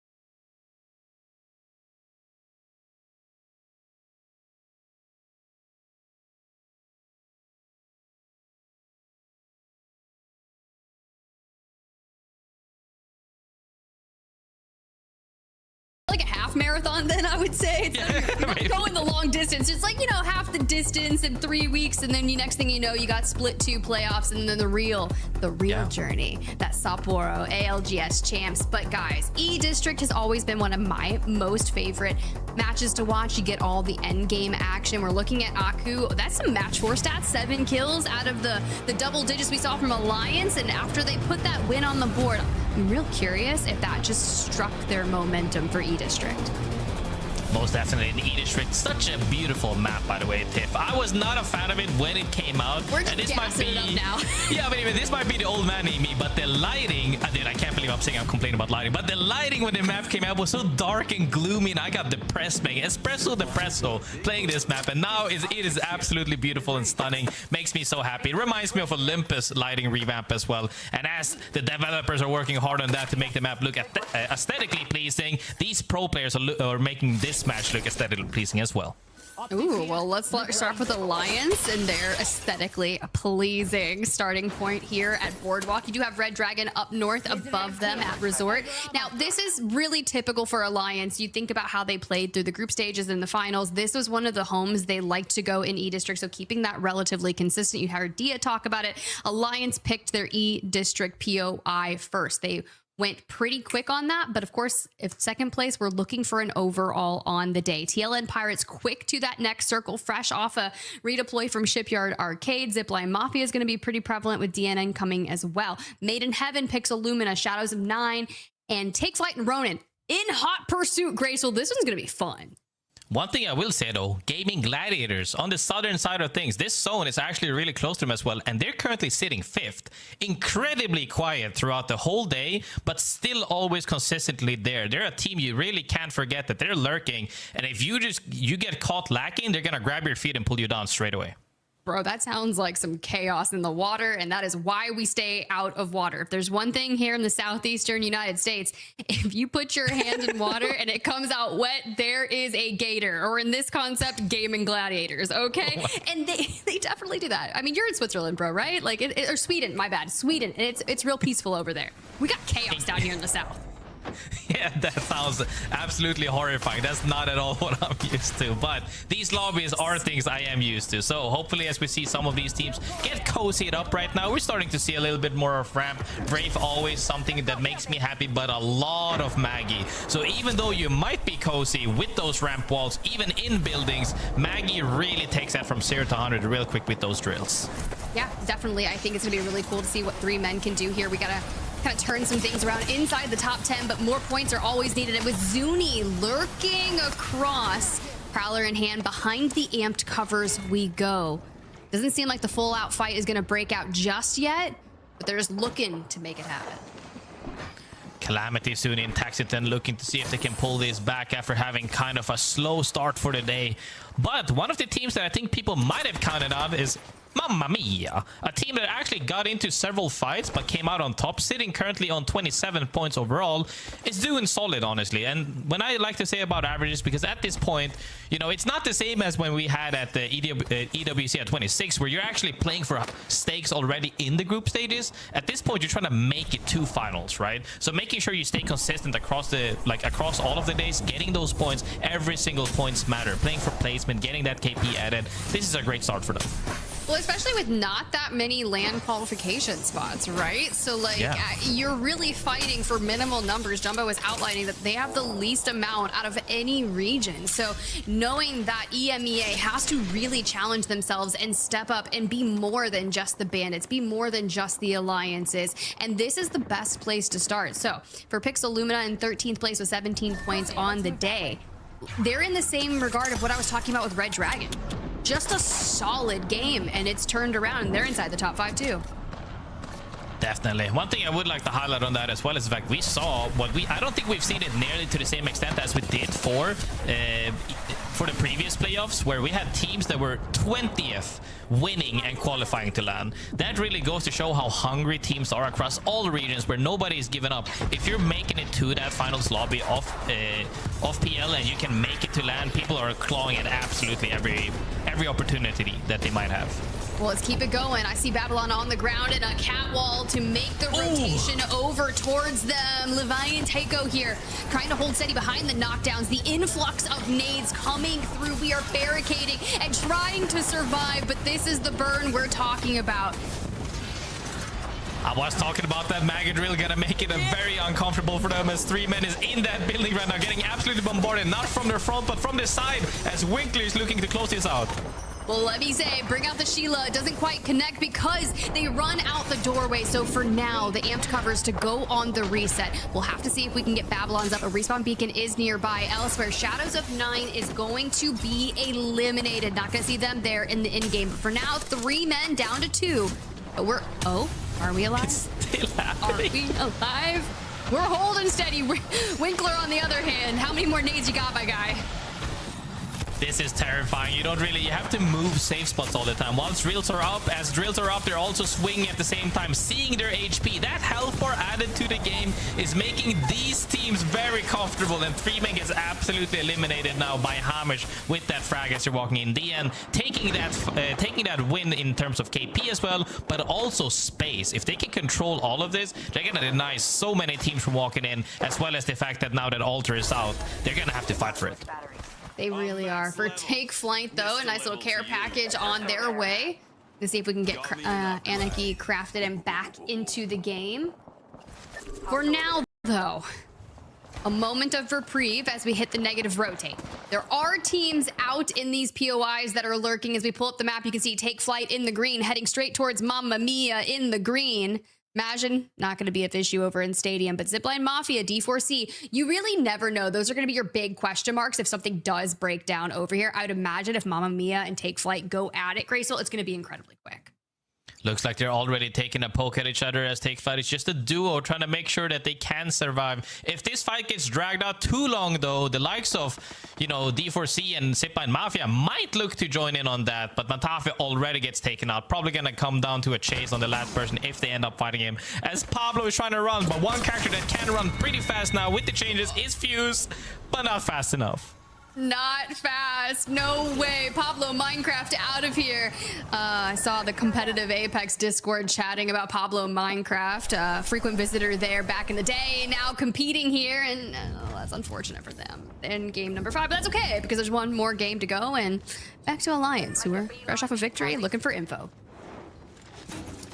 Alliance, from having that success the previous game as well, is playing the same pace as we have seen them in several games, where they are now playing, you know, I like to call this mid-speed. You're just getting information as you go. When you're stacked in, that's when you get the info and you opt to either fight for something or rotate for something based on that information that they have gotten with that UAV. So we'll have to see, though. They did get some success out of the Bloodhound. I don't know if Bloodhound was the sole reason why they had success the last game. Definitely don't think so. But hopefully we can get to see some cool plays and seeing if they can take him to another level.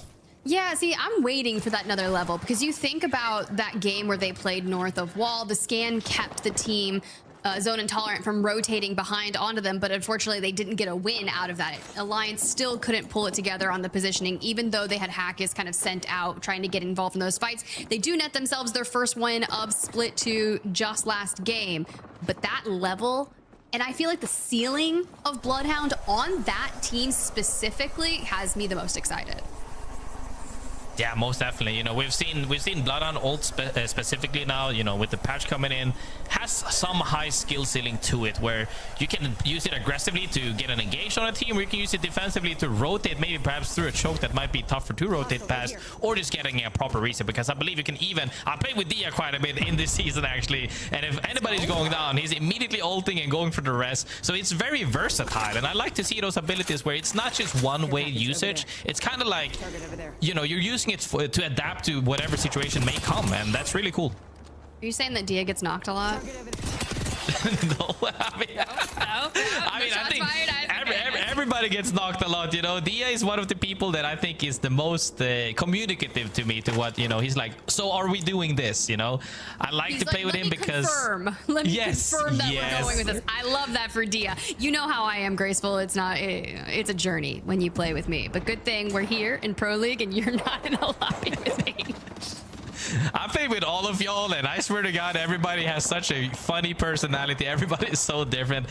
Good time indeed. But right now in this lobby, however, some of these teams are not having a good time. If you're on that bottom 10 on the leaderboard currently, you're kind of sitting shaky, but we do have one more game after this, so teams have to lock in indeed. Alliance looking really good with that info, looking to do the same old, holding out the side, walking in for those 3v3s. Now with Alter gone as well, teams shouldn't be able to participate in those 3v3 isolated fights as much. Yo, interesting move here from Alliance though. We are potentially sending one out into the ring to scan and get more information, but they do hold steady, keep tabs on ZIPLINE Mafia. Elsewhere, we've got fights breaking down because you've got to get out of the south. We're bouncing up towards the north, and GaiminGladiators, who are always lurking below. Blast on the caustic, kind of keeping the barrels going to keep the gas for them pushing up. The Arcstar is going to make him move, but we keep that reinforcement down. So far, GG has been playing incredibly consistently, but these drills are taking a toll on them as more drills are coming out. Nobody's letting off the pressure for the moment, but they're looking to make a play potentially. Was that a gas that came out from the Stinky Boy himself? They are trying to see if they can make something happen here. Nades, utility, abilities, everything is up for calls. All of it, and so far still healthy, still triple blue, and now the cross. I say healthy, but Blast gets absolutely shredded. Zane trying to find an angle, but we are on low ground with Wraith, and we've got to get up because Zone Intolerant are just absolutely bleeding GaiminGladiators dry. Huge play from Zone Intolerant right there, making sure that they cannot rotate for free. And speaking of for free right now, Pixel Lumina came in here with a TP to see if they can make something happen right now. With the zone, actually, this is actually away from the zone, so they're trying to get some loot and trying to get some poking. We'll have to see, but making a TP play nonetheless. Could that cost them in the run? I'm not sure. I really hope that they have extra ult tags, because if not, that could have costed them. Well, for now, Yuchako, Guts, and Kitty over there, well, they're going to keep on moving throughout. With the zone closing, my biggest question mark is actually going to be on Bandits, who are a bit further out from them now. Zone Intolerant does full send with that Riot Drill to keep the pressure on the teams that are lurking nearby. They're going to move Made in Heaven on the horizon, as well as Pixel Lumina. Bandits starting to move north, but all these teams gonna have to pick up the pace, and only so many will survive. So many teams are trying to make something happen right there. Maybe they were going for the rest potentially. I don't know. People are opting to hold their side right now as every team is walking into this big ass building right here. It's gonna be tough for them though to stabilize, because the more teams are in here, nobody can realistically take a fight without getting angled, because even though there's many floors, there's literally 3 floors right here. Such good sightlines indoors. Oh bro, we're having a party. It is an absolute happy hour, and a lot of teams may not be happy once it's over. So for Bandits now, still trying to focus on getting the health. Pixel, Lumina out. Zone Intolerant claim another victim for themselves. We did lose out on Imagine just a few moments ago as well. But Bandits with kinda knocked. The nades, they're still flowing. Henchman and Light. How do we stabilize this? You got Caustic going for the pickup. Get it. Instead, we lose Light and kinda back down in the process. A 30 HP Henchman trying to thrive. It's gonna be hard to survive this for sure though, as Made in Heaven also got that rest that they really wanted. Now that they're back in action, it does look, however, like they're gonna get the reset on the bottom. Henchman gets kind of up for the moment now, looking to rest Light. They actually opted off for that, but a TP comes out. MG Clutch looking for something. MG Clutch says, nah, we're not letting you out of here alive. But here come the nades from Bandits. We just have not been able to hit the shield bats. Kinda and Light both simultaneously trying to get them. The Maggie ball going crazy, looking like a pinball machine over there. And now Light on the move, already trying to reposition. More nades coming throughout, but having the speed boost from the ult should help them rotate. Bandits actually managed to get that reset properly, and now they're back. They're shooting back at them, but team actually gets pinched in between. I was talking about this. If you fight and there's too many teams around you, everybody's gonna angle you. Comes down to Henchmen going down as well, but they already made the damage done. Are other teams gonna interfere with this? We'll see. We'll see. Light's gonna have to guide the way for the reset yet again. This time it's gonna be Henchman. The Caustic is down. We're not gonna have barrels. We're just gonna have movement and chaos. Riot drills will definitely help here, but with the multiple downs on the other side, the Arc Star for the full Chaco. He's gonna get out of there. Look at him on the other side, and there goes the knock from a distance. Zone Intolerant eliminated as well.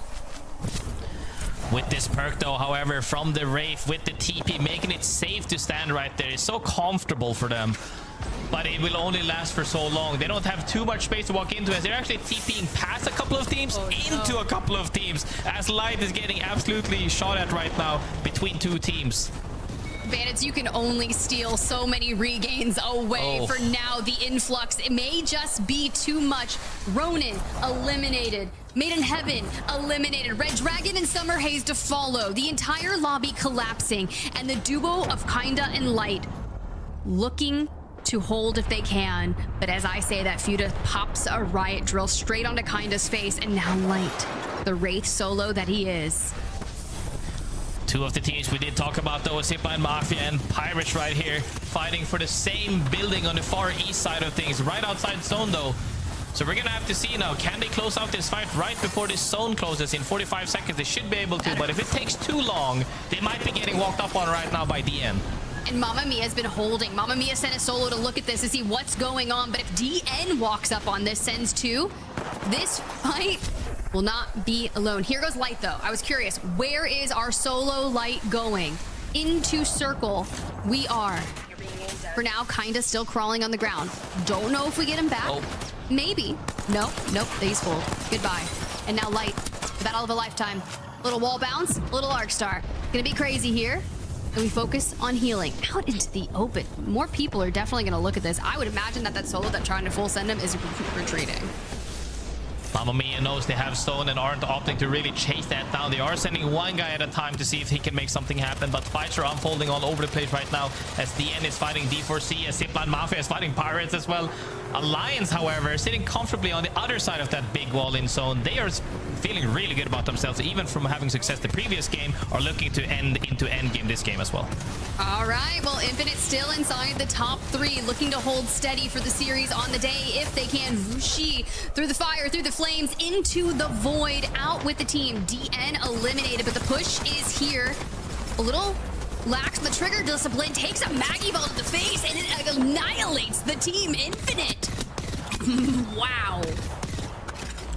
Infinite playing that squad as well with that comp. Didn't have as much success as they wanted to, as all of these teams right now have been playing Maggie.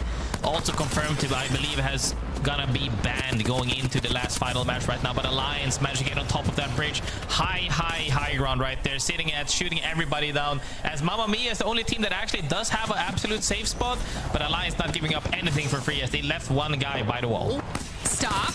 Okay, yeah, Light, make it happen. No, Bandits eliminated as Light falls. D4C still down to a solo. The entire lobby is such a weird one at this point in time. You have Alliance up on the high ground. Aku down, Unlucky, a glass cannon trying to pick him on up. Hackis elsewhere across the way in the north, trying to hold space for them. They want as many kills as they can, and of course, they want the win. We lose out on another team, and it's down into the top 3. That was actually crazy and very scary for Alliance, but they managed to get the reset with the help of that long range from Hackis, I believe. D4C, however, is sitting underneath Alliance. Have to move with this zone closing right now. Gonna get absolutely obliterated. The real question is, can they send for a potential second place placement with KP? Looks pretty impossible right now. It's probably gonna come down to a 3v3 between MAMAMIA and Alliance for that win of this match, but we'll have to see how it unfolds, because I think Alliance is looking mighty scary right now. But the zone is closing in MAMAMIA's favor, though.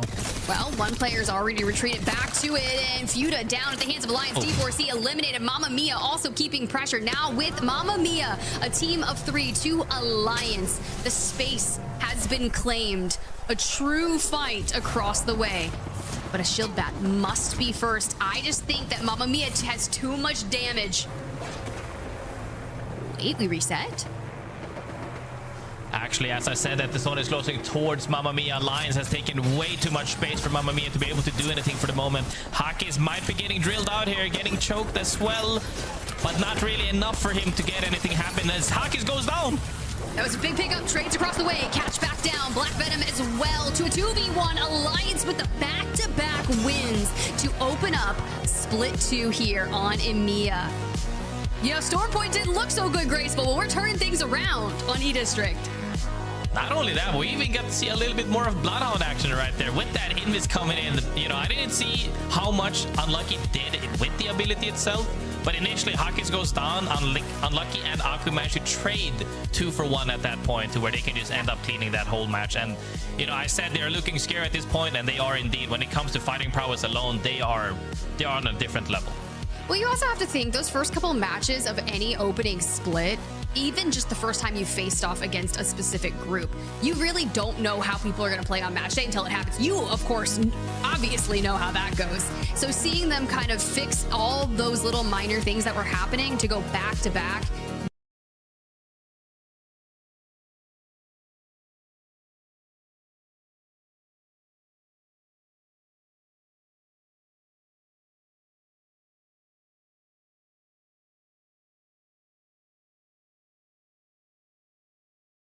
ZIPLINE Mafia with a 4-2, Bandits with a 5-4, TLN Pirates with a 6-1.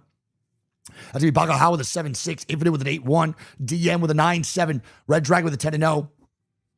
Zone Intolerant, by the way, dies 14th, but 7 KP. Summer Haze dies at 11th, but 5 KP. So some notable KP there, bro, inside the bottom 10. Overall, it is going to be Bandits or Alliance in first. Bandits lose that first place spot with the back-to-back wins. Alliance is in first going into the last game here today for A versus B in the first set for EMEA Pro League this weekend and in Split 2. Bandits are now 5 points behind. They were only 7 points above, and now they're 5 points behind Alliance. MAMAMIA going to be in third with 43 points. ZIPLINE Mafia going to be in fourth with 37 points. Infinite going to be in fifth with 33. D4C going to be in sixth. We got GaiminGladiators in seventh. We got Majin in eighth. Pirates in ninth. 3 Men in 10th. And Ronin in 11th. Then it goes Zone Intolerant, DN, Shadow, Summer Haze, all the way down to 20th place. It is going to be a Mad Maggie banned Game 5. So now it means that Gibraltar and Newcastle are available for picks. With Mad Maggie out and Crypto out, now Gibraltar has no counter at all in these games. A Fuse, sure, but it doesn't break the bubble. You can still outlive a Fuse ulti inside of a bubble. So I would say right now, Valk, Newcastle, Gibby, or Newcastle, Gibby in general, are going to be the number 1 picks, probably moving on into game number 6. So Baby Comp or Burger Comp, whatever you like calling it. Overall, kill leader, He's going to be that boy Kinda with 15. Now we're starting to pick up the pace a little bit there, man. Kinda's having a great set so far. And overall kill leader, man, in second place is going to be Aku with 13. Overall damage leader is Izadon with 6.2k. So damage a little bit low right now for the kill for the leaders right here, but kills are starting to pick up the pace a little bit. We'll lock on in. Game number 6 on the way. Chat, I appreciate y'all being here, man. Again, if you're new to the stream, please do follow. We're locking on in, bro, to 1 million followers this year. We're at 919k. It means the world to me for you to be here. Hooligans, the sub, all the resubs, everything. Don't forget, our ALGS Bonanza starts up literally now. We have 3 days of nonstop action. Literally nonstop, all right? I love you guys. Let's lock on in. We're going to go game number 6 in a little bit. Chat, we'll be right back. Go listen to Unlucky and Company here for a little bit. I got a pee-pee. I'll be right back. I got to piss so bad.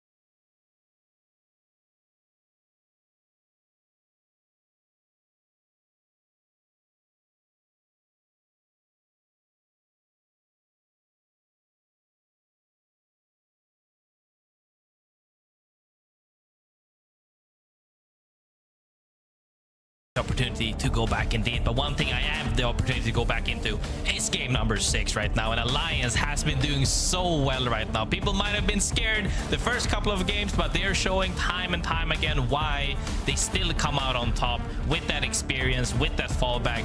I would love to have listened to their comms in game a little bit more to really see if they're just as calm as they were the last couple of games, right? They look very calm and consistent, and that's really what you need to do to get yourself back on that horse when you have fallen down a couple of times.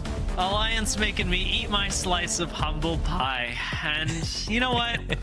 That's all right. Here we were after games 1, 2, 3. I was going, you know, Bandits are the new Alliance, Bandits are the new kings in town, but this last game really gonna be the thing that determines it all. Alliance can bomb Storm Point all they want, but if they get to E-District and have performances like this, there's not a lot that the haters can say. I'm not a hater, but I'm gonna include myself in that. There's not a lot that even the doubters, there we go, can say about Alliance if they're able to put up 3 straight wins in a row. But Bandits only 5 points behind them. It is a battle for the top. Mamma Mia, ZIPLINE, MAFIA, and Infinite have also really impressed me today. All of them I've been considering for some end-of-show nominations around their fantastic performances to start the split.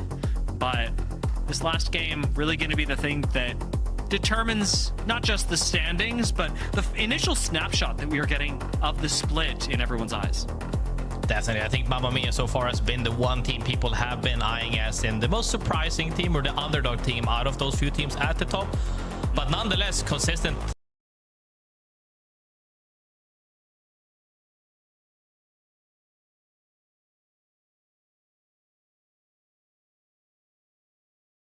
Consistent, and that's the most important part at this point. You got to make sure you're adapting to the lobbies. Some of these teams were struggling in those early games, and is that due to the fact that Crypto is online, because Seer is online with the power of Alter as well, really throwing those chaotic fight happens where you can't really end fights equally as fast, or like they get stalled out due to, you know, Alter TP through walls, through the ceilings. Now that it's slowed down, the pacing of the fights in general have slowed down quite a bit with all of these bans. Seer gone, Crypto gone, and now Maggie gone after the previous game. Really goes to show that now people are opting, as we see as well, Valk, Gibby, Newcastle, the ones that people have come to love. If you're a zone team, you love Valk. If you're not a zone team, well then you don't like people getting that free positioning later on with that wall like on Valkyrie in the air. And it is fascinating to me that we are this deep into the day and Baby Comp is fully available. A lot of teams going to choose even not to run it, but I hear that Jumba's got a little bit to talk to us about as we move our way through this 6th game. Yeah, I'm here to talk about Alliance and that they're one of the few teams that are using Bloodhound after Crypto and Seer have been banned, and they're doing it effectively. Last game, to get a late game zone position, they put 2 evacs, went invisible, and flew into zone with no one able to see them. But more importantly, I want people to pay attention to the fact that their comps, they're always using a recon character. That extra information gives them a huge advantage in late game and wins them fights compared to teams who don't have those characters. And because they're one of the only 2 teams that used Bloodhound in that last lobby with recon scans, they're taking advantage of teams who don't have that info, and it's a massive reason they just won back-to-back. We'll cover even more when I'm back after game 6 though.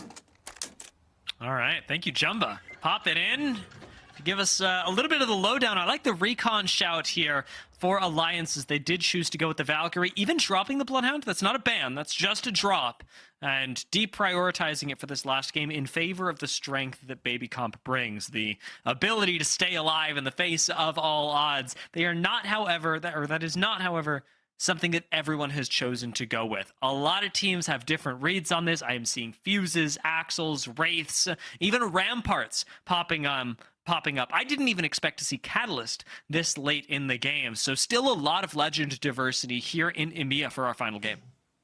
One of the things that is prevalent across majority of the teams, however, is Gibby, the speed demon of Apex Legends for the moment. You thought that he's going to be other characters, maybe even Axel, maybe even Octane. Did you know that Gibby actually pretty much outruns an Octane stimmed? Is that absolutely crazy? He's the speed demon right now, and I love every single bit of it. It's going to be fun to see how this unfolds, especially with, you know, a lot of people opting to play more shotgun with the bubble fight as well. We haven't seen too much shotgun usage out of these teams so far, mainly been P2020, couple of SMGs, but now we're probably gonna see more shotguns, and I love a good bubble fight. Yeah, Gibby really forces that to be a consideration when going up against him. You don't have a shotgun, you are at a severe disadvantage. Zone Intolerant gonna be running one. Oh! If Uchako can actually get a bubble out, 1 second left on that cooldown, surely he's going to use it to heal up with the safety of the rest of the squad, but even then, doesn't get time inside the bubble to do this. Guts gonna have to cover his retreat as Uchako, moments from death, manages to make his way into safety with the rest of the squad. Very scary indeed, but do get that reset. Very close to get absolutely obliterated on that path back, but makes it back. Now, however, other teams are looking to, you know, we're always seeing this time and time again. Every tournament, every pro league, every qualifier, and in any case where when you don't have that many points on the leaderboard, let's just say right now Pixel Lumina 18 points on the board, 17th currently. That to me is something you have to avoid. If you can push yourself up towards at least top 10, that would be enough to stabilize for the day. Having bottom 5 for a day, essentially a donut, is really tough on the overall points when you need to make sure you're making it into that final stage. So we're gonna see some crazy swings, some crazy plays from teams. At this point, just throw hands at everything and see if something sticks at that wall. Tough way for Flyte to go down in the final game of the day. That is Summer Haze that pick up the kills with Zuni, Tax, and Calamity. We're talking a lot about Zuni. Tax, another player that has gotten a lot of attention. Not so much this year, but I would say two years ago. Tax was basically at the height of his value. People were really looking at Tax as a big pickup. Has fallen off a bit, but getting the chance on this roster to change that narrative. Wrench is going to re-enter, try and take this fight up against Mamma Mia. Both these squads on the verge of being eliminated here, down to just a solo. The 1v1 going the way of the nades, likely, but Wrenches is going to stick the res. Is he faking the res? He is not faking it, I don't think, but it gets canceled by a third party, and that puts Wrenches in an even more difficult scenario. Comes down to a 1v1. Black Venom versus Ranches right now. Ranches did get poked from the side, but it's still very tight. Tried to get that reset, couldn't really get it right now. Hate when that happens. You're trying to loot the box and immediately you go on the res. Gets the banner. Still getting shot from the side. He has to send this fight at this point. Maybe even face on top of him, but he has that Sheila out. Cleve had so many nades on him, and none of them land. Wrenches gets the shield swap just in time, and as Black Venom chases, this 1v1 becoming really tense. Just 25 HP left on Wrenches, and he's going to dip. Trust the third party to take care of this. Not sure that he's actually going to be able to make it to any real safety, but with the res coming in now, it is Mamma Mia that come out happier with this. A reset onto 2 members as opposed to just the 1 does leave Red Dragon at a disadvantage in this 3v2 should it continue. Definitely more happy than Red Dragons, but Red Dragon is down to a duo. I don't even know if they're gonna get an opportunity to reset properly. If they fully reset, Mamma Mia gets that full reset, they might actually end up sending that fight because they know they're a duo. So Zone, however, once again pulling a little bit more towards the east side as we see GaiminGladiators once again. Like, this is one of the teams I can never count on. They're in zone every time and you never know what's gonna happen, but something that we did know was gonna happen is Red Dragon getting engaged. There's the shotgun. Yeah, you did so much damage to Mask, and then it comes down to it, and ultimately shotgun rules all. Wrench is gonna stick the res once again on a Mo that was almost taken out. Seems like more of a grudge match than anything, though, and both teams got to be running very low on meds at this point. The thing is, as much as these teams have a lot of emphasis on this fight, like, this is the most important fight to these teams. The game is going on elsewhere. We are playing like a totally separate style of Apex right now, and unfortunately, both teams, I think, are losing in the long term. Red Dragon, lucky to be staying alive this long, sure. And Mamma Mia would like the 3 points, but this is coming at a huge cost of basically the rest of the game being played without you. Bro, it's still a 3v2 at this point as Red Dragon is clawing at every opportunity to stay alive, potentially eliminating Mamma Mia. But they have a caustic. Bubble comes out right now. Gas comes out right here from the Mr. Stinky himself. Catch goes down. Ratchet goes down. And finally, Red Dragon is eliminated. That took too long, though, however. Babylon's on top right now. Breaks the ceiling. Downs Muskaloo. Babylon's does fall. Black Venom, he's come back from a slightly better situation than this. If Black Venom clutches this up, he might just be God's gift to Apex. We'll see if it happens. The Wingman does come out at close ranges, can be extraordinarily deadly, and he's going to try and stick the res once again. Has Sheila here as well. Highest damage gun in the game is the Sheila. I suppose not counting the Kraber. That comes out even at the close range with the bubble kind of griefing Black Venom a little bit. He's not really able to laser people as they come up, and in comes the nade. Mamma Mia getting choked out. They leave through the window, but Black Venom gets taken down on his way out. Mask is running for the hills. The fastest legend in all of Apex trying to make it out, and I think he just might. Look at this speed demon go right now. He just ran across half the map right there. He couldn't even react to where is he at? We're gonna chase him down. Hell no, he's gone to the next POI already. However, I would like to say phenomenal, like, observing right there on that window break as well. The mechanic of now being able to break and reinforce windows was beautiful. Although a little bit too late, still a fun mechanic to watch. We haven't seen Hardlight really be manipulated? We see it get used a lot. People break Hardlight and then just walk through and wipe a team. But seeing the back and forth between when you're able to break it, reform it to your advantage, not something that we get to see very often in the ALGS. So really cool to see that featured for the moment. ZIPLINE Mafia in a very tense fight right now. I've been looking at ZIPLINE Mafia as a team that has performed very well, an underdog team that has had a surprisingly good day, but up against the Bandits and sandwiched at that, they'd have to perform to a very high degree to survive, and granted, they do.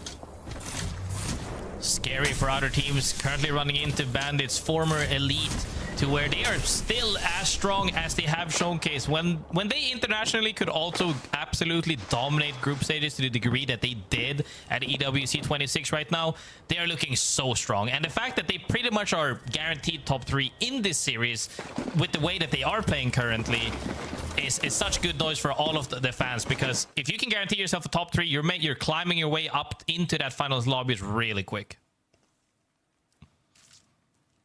This zone pulling a bit awkwardly, though. Nobody really having predicted exactly where this would go, except weirdly Bandits. As to whether it's prediction or happenstance, at this point it doesn't really matter. Bandits have a really nice, solid, defensible position in zone, and they are a team that desperately needs it. Remember, fighting with Alliance for the top spot, currently 5 points behind an Alliance squad that has exploded onto E-District. If Bandits take this game, if Bandits take that first place, we may still be able to continue that conversation that I wanted to have earlier about Bandits being the Alliance Slayers. I think it's like it's very hard to say. Like, although we have seen them clash time and time again in this series alone, due to the fact that they have clashing playstyles, so to say. They end up on the same side a lot of the time, play for the same Goswell, because, you know, real recognizes real when it comes to end game spots, and they want to fight for the same things essentially. It's going to be a ton of fun to see how this unfolds, because at the end of the day, it comes down to between who's going to do the best in this match. And Alliance right now flying in. I want to see what happens to them. So let's have a listen-in with Alliance. Yeah, Bobby entrance. Bobby. Nice wall, immediately. I'm gonna heal with your wall. Good wall, second here, I think. Yeah, there's whole corners. Corners? They might jump. Okay, Rift kidnaps, okay? Yeah. That's fine. Let's go. Give me palm back. Give me palm. Oh yeah. I guess fucking bullshit. I'm 4-7. I got 2 fragments. 2 fragments and 1 ult cell. 2 fragments. Just to check in on utility, Alliance. That was a pretty solid landing, all things considered. Nobody in this waterfall, or under the waterfall, I should say. Their game far from secured here. That is not a god spot by any means, and Alliance will still have to move on the next ring. Mamma Mia likely gonna have to move then as well. Gonna get that revealed to them just now as the ring pops.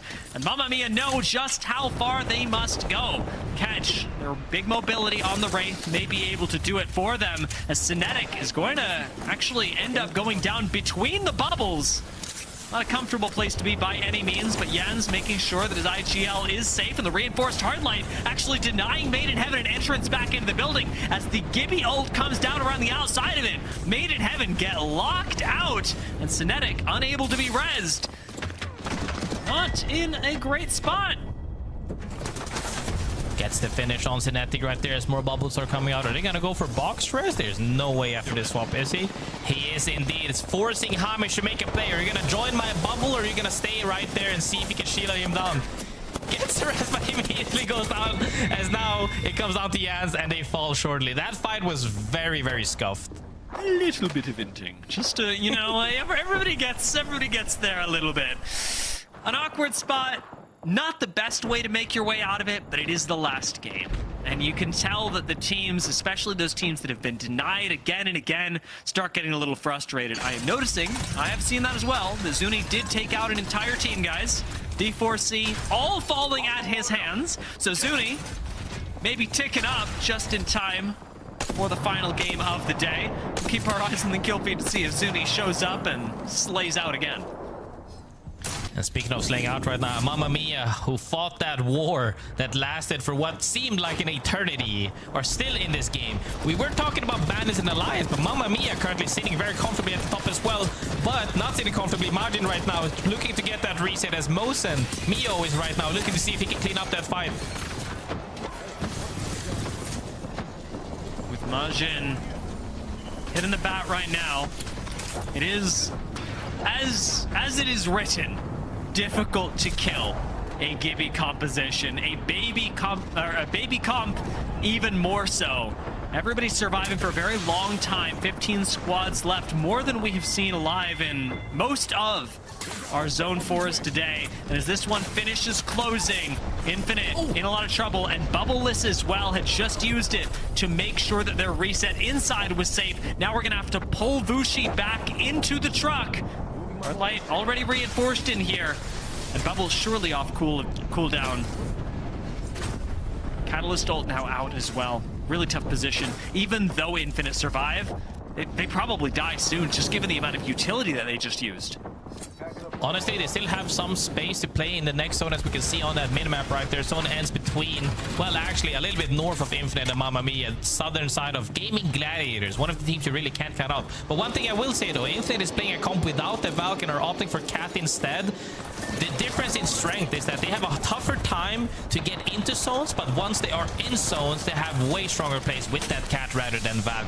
So we're gonna have to see how they play out this endgame as well, as Alliance right now opted for a Valk into a Gibby bubble play. Managed to run into Margin inside the building. There comes down to 3v3. And Unlucky is cutting through them. That is Majin destroyed. Alliance make a miraculous push and cut through Majin like a hot knife through butter, as they have done on E-District twice already. Will they do again? GaiminGladiators take out Zone Intolerant. We are down to 11 squads, but everybody should be worried about an alliance that is on the warpath. I did say you can't count out GaiminGladiators, as they get a fight win right there and the reset potentially, as Henchman goes down into Alliance in the kill feed as well. Pixel, however, not currently in the next zone or forced to move with that Valcult. Let's see where they end up landing at some point, as ZIPLINE MAFIA above the bridge with MAFIA underneath. It's gonna be a tough rotate regardless for most of these teams. ZIPLINE MAFIA not in the easiest position, but do at least have the hard cover of this bridge. They can be angled out from the side. Navigating this responsibly could still net them a game win. As the Bandits start moving out, Gibby Bubble already used. We are going to Valk ult as the Bandits. We are going to cross our fingers and pray. And with Alliance still in the lobby, this is a big risk. Bandits know it as well as anyone. The fight for first comes down to a coin flip landing, and there is no safe space to be. Waiting out the bubble cooldown, it looks like Bandits have found some sort of space to call home, and a quick pickup and the bubble being dropped. Bandits are betting that nobody has the time to drop on them, but Alliance, they keep picking up kills. TLN Pirates, they almost go out, but Alliance are the ones that fall instead. Zidane turning the fight around. Other fight side though on that bridge right now. Hail Marys are getting thrown left and right, as Bandits is looking to step up on the bridge. They hear the rest come out. Are they gonna interrupt it? They need the kills. They can't just let Alliance walk through this game.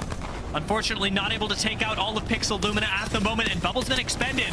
Bandits can't tunnel vision too hard on this, but the Bubble's still around for a bit of safety, as Kinda dips back into it. Top 5 squads. The ring gonna close in 16 seconds. Alliance bow out a little bit early due to Pirates. Bandits managed to secure themselves a spot on the northwest side of things. Pirates got the eastern side of things, scouting out right now what is playable and what's not. Infinite, however, with the comp of having Catalyst as well, is honestly one of the stronger team comps to play this endgame due to that wall. And speaking right now of fighting those Bandits, comes down to a bubble fight. With the L-Star, he's definitely got the potential to Skynade out for Light as well, trying to set up shield swaps. It's so hard to kill Bandits, and it's 100 banger from Light. The L-Star fries one. He's equalized it. Can Henchman be the thing that keeps the Bandits alive? He knows that life is all that matters right now. Dropping on the high ground, he is betting the TLN Pirates aren't able to make the recovery. They pick one back up, and Henchman's life may not be worth enough to overcome Alliance, as Infinite take their fight on the other side against to ZIPLINE Mafia. ZIPLINE Mafia will fall. The Bandits still standing into the top 4. Every point mattering so much. The TLN Pirates almost entirely recovered, did not finish off the Bandits. Huge bubble play coming out from them. The fact that I managed to wipe a team fight without the use of bubble and then got it back on time, whether that be through the power up, whether that be the fact that he held on to it, I don't know. But Bandits comes down to one person trying to survive for the moment. Henchman is flying for dear life. He's in the frickin' sky. Henchman, who just needs to stay alive. Unfortunately, not the easiest spot to land. Gibby ults down. Bandits make it to top 3. Was it enough to dethrone Alliance? The TLN Pirates look for their first win, and Mamma Mia, the underdogs, with a big performance, try to take this back, but the TLN Pirates shut them down. TLN Pirates have been the nemesis of match number 6, bowing out Alliance earlier on and then making their way into that bridge. It was a chaotic fight, but they come out on top. Hiarka, one of the players we talked about going into this day, how it was going to unfold, and still some sort of consistency came through, and they moved their way up towards the top. Yeah, oh my god, it's between consistency and whatever Alliance just did. Because still, even though they don't win that last game, 2 wins on E-District, moving their way from a terrible place in the standings. I don't even remember where they were at the halfway mark, but up to first with ease is terrifying. I don't know where they ended up on the day. This is still something we need to check in with our series standings for. Mamma Mia, they put up 19 points, but the real question is about Bandits versus Alliance. 5 points to the 10 of Bandits. I think there were 5 points between the team. They might be tied. It's gonna be tough to see. It was a close fight for the top, actually, to see who came out, you know, because at the end of the day, the match points really do matter for the end of the series, because you have to make sure that you get more and more points to make yourself push towards that finals at the end of the series, at the end of the league. So it's gonna be fun to see. But Mamma Mia so far for me has been surprisingly strong. I love that. And I'm also going to say that we're back. Jumba and I are back. We are free. We're ready to talk more Apex Legends. Great job on the cast, guys. The points incredibly close. I'm not a mathematician or anything, but we'll have to... Okay, just kidding. They've already done it before us. Alliance, Bandits tied. Alliance with the tiebreaker, but Mamma Mia just 2 points behind them. I heard that gasp, Graceful. Talk to me. I mean, I was so happy to see the fact that they played their own... Okay, first and foremost, that fight that lasted for an eternity was absolutely bonkers. But I will say that throughout the whole series, they have always been a threat that was looming. Kind of like GaiminGladiators to me, but they've been like, they're kind of quiet and lurking. But Mamma Mia has been loud and in every match. So it's so fun to see the different personalities that these teams have. But Mamma Mia, big thumbs up for them and all of their fans. Ooh, on Jumba, I mean, you've been kind of keeping tabs on rotations. You've been kind of in the observing booth. Have you been keeping tabs on Mamma Mia early game and such? Muted, friend. Yeah, we want to hear you. Absolutely. Give us the calm. And it felt like Mamma Mia today was center zone every single time. They were doing really good for that. And every game I was looking at them, I was like, they got one of the best spots here. So, you know, shouts out to them for their zone calling today. It was absolutely on. I think if they continue to play like this throughout the split and find some of those early KP, I know they had a really long fight in that first at the beginning of game 6 there. If they iron that out, they're going to be someone to, you know, be worried about with that zone calling. Ooh, okay, good shouts. I mean, that's exactly what we're looking for, right? If you're always in the best spots, of course, you're going the distance and making something of it. But guys, we've got our Sony in-zone kill leaderboard. And to be at the top, really close though, between Zidane, Aku, Unlucky, but it's kinda, Dia. It's kinda at the top. Yeah, I mean, big fan of Kinda. Have been for a long time, but seeing him at the top, it reminds me of Land, to be honest, because that's exactly where he was then as well. Bandits don't look like they have lost a lot of ground coming into this match day, and the fact that they were tied with Alliance for points makes this conversation around Bandits all the spicier. Had they won, you know, had a lot more ground to stand on, saying Bandits are going to dethrone Alliance. The fact that they're tied actually makes me, I mean, in some ways more nervous about it, but also more excited about the conversation because Alliance are hanging on so aggressively, and yet Bandits are right. They're right there with them. And they're disgusting too with it, right? Kind of switching off back onto the Newcastle here for the end game. Before he jumps in to finish all of these players off, he throws the mobile shield. And I'm just like, damn, that's cool, Jumba. Absolutely. And then, I mean, Kinda's been fragging out for years now at this point, top of these leaderboards. Can we also talk about that? They went down to second tiebreaker. They had the tied for also highest match score. They had to go to the second highest match score. That's how neck and neck these teams were today all throughout the day. So what a top two teams we had for day one of EMEA. And this is just to kick things off. We're challenging EMEA to kind of rise to the occasion, to step up as a region at its whole, to get more of their LAN qualification spots, but graceful. I feel like this is just the start, at least for the teams that we've already been keeping an eye on. But with Mamma Mia and ZIPLINE Mafia and all these others, I mean, dude, anything can happen here. I mean, ZIPLINE Mafia managed to slip in on a banana peel last time, and now they're still doing good though. But Mamma Mia so far for me has been the biggest surprise, and I'm happy to see that we see more teams step up. But at the end of the day, the two titans in the region still end up on top for a reason why they were the best, you know, performing team out of the region. So veterans still up top, but other teams are not letting it go by for free. Yeah, if one thing Attack on Titans told me, it's Titans are hard to take out, Dia. They are really hard. I have a question for everyone. I really want to explore MVPs this split. I want to start talking about who our MVPs are.